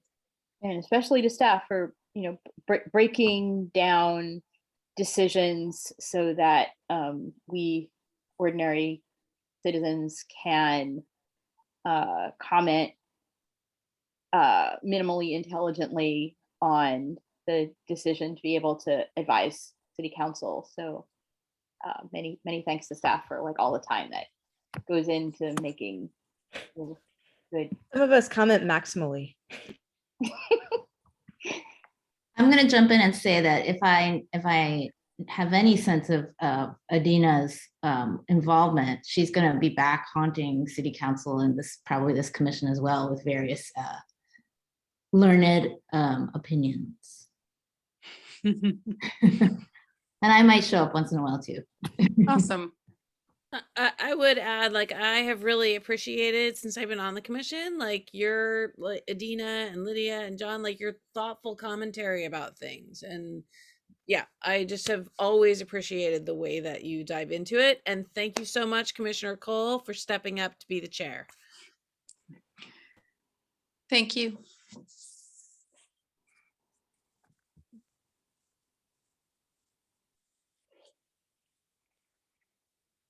Yeah, yeah, thanks also to Commissioner Cole for,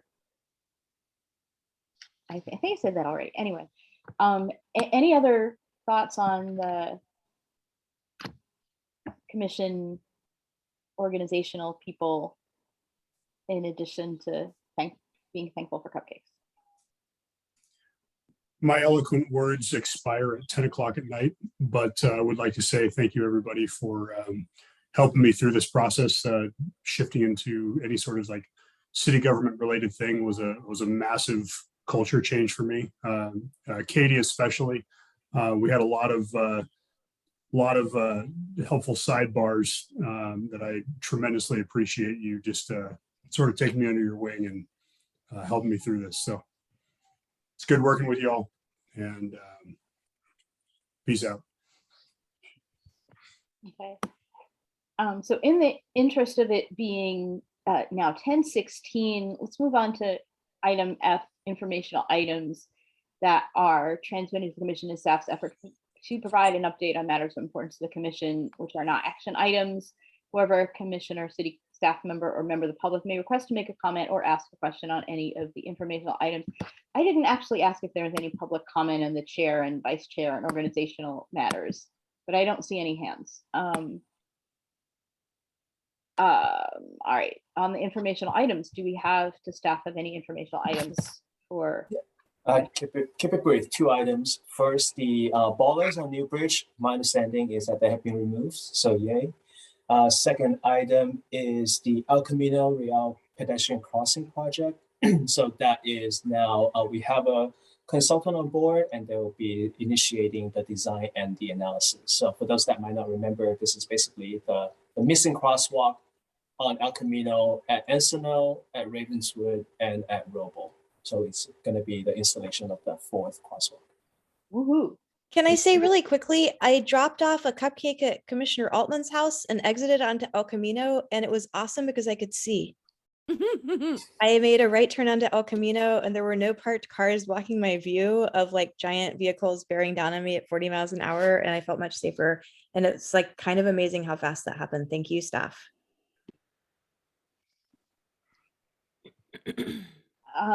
On that, I guess I'll do it as a committee report because it was in the other informational thing at the beginning of the meeting. All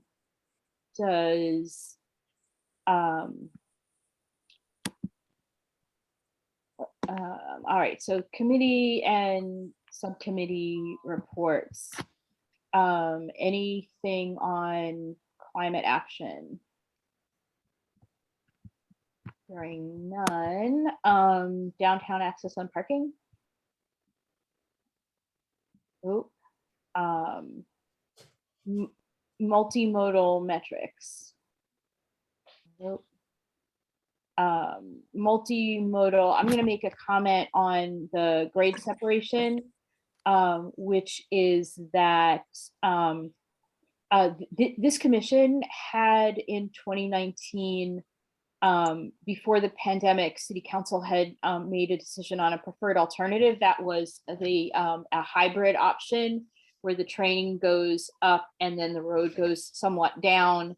And City Council chose that as a preferred alternative. And then in 2020, right before the pandemic, there was a set of community members that wanted a fully elevated option studied, and City Council put in $260,000 into studying that option and then put that on hold for the pandemic.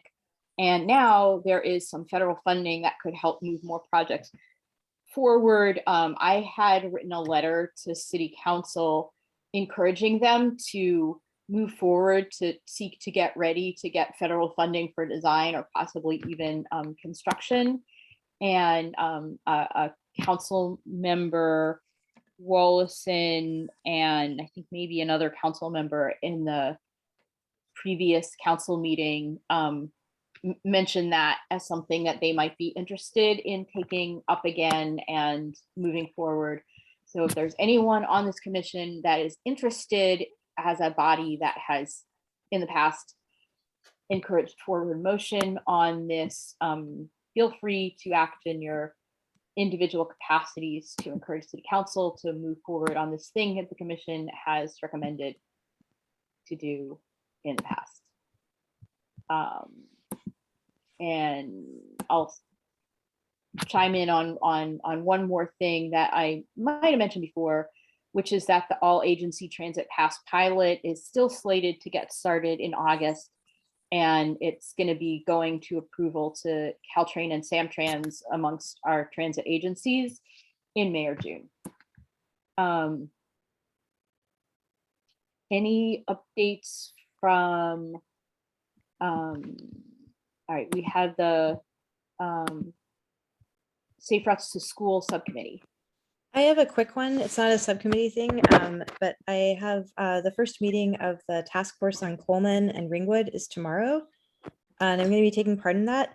They had asked me for an alternate, and I had two thoughts. One is that I remember that Commissioner Cole had at one point expressed an interest, and also I know that Commissioner Sebrian rides the Ringwood corridor on her bike every day between Bellhaven and Oak Knoll, and is pretty plugged in with the schools, given the role that you've played and the PTO at MA and your position as a teacher at Oak Knoll. And so I guess I wanted to just put out there that like either of you would be great, but probably we need to find somebody to do this. And I think alternate just means like if I can't make it to a meeting, you go, is how that works.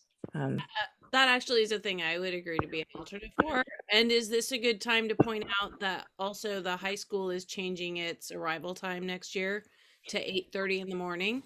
I think, yeah. Which is going to collide nicely with local.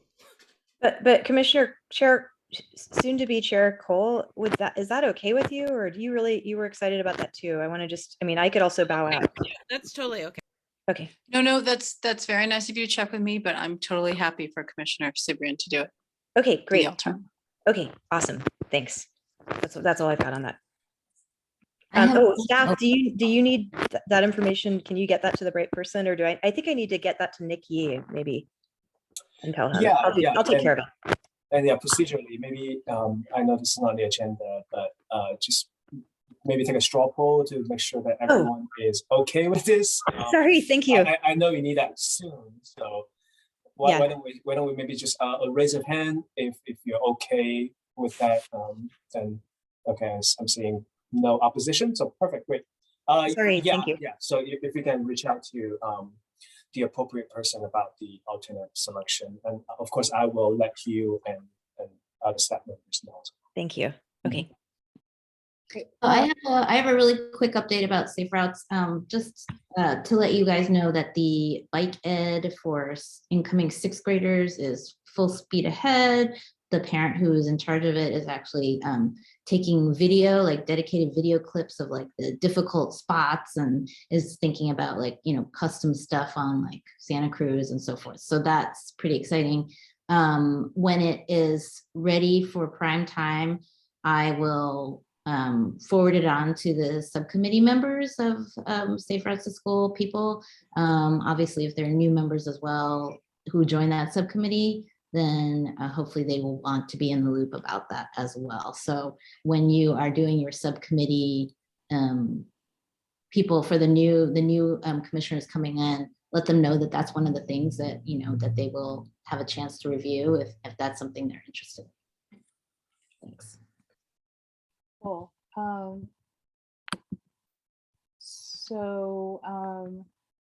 Let's see, we had the Transportation Master Plan Implementation Subcommittee.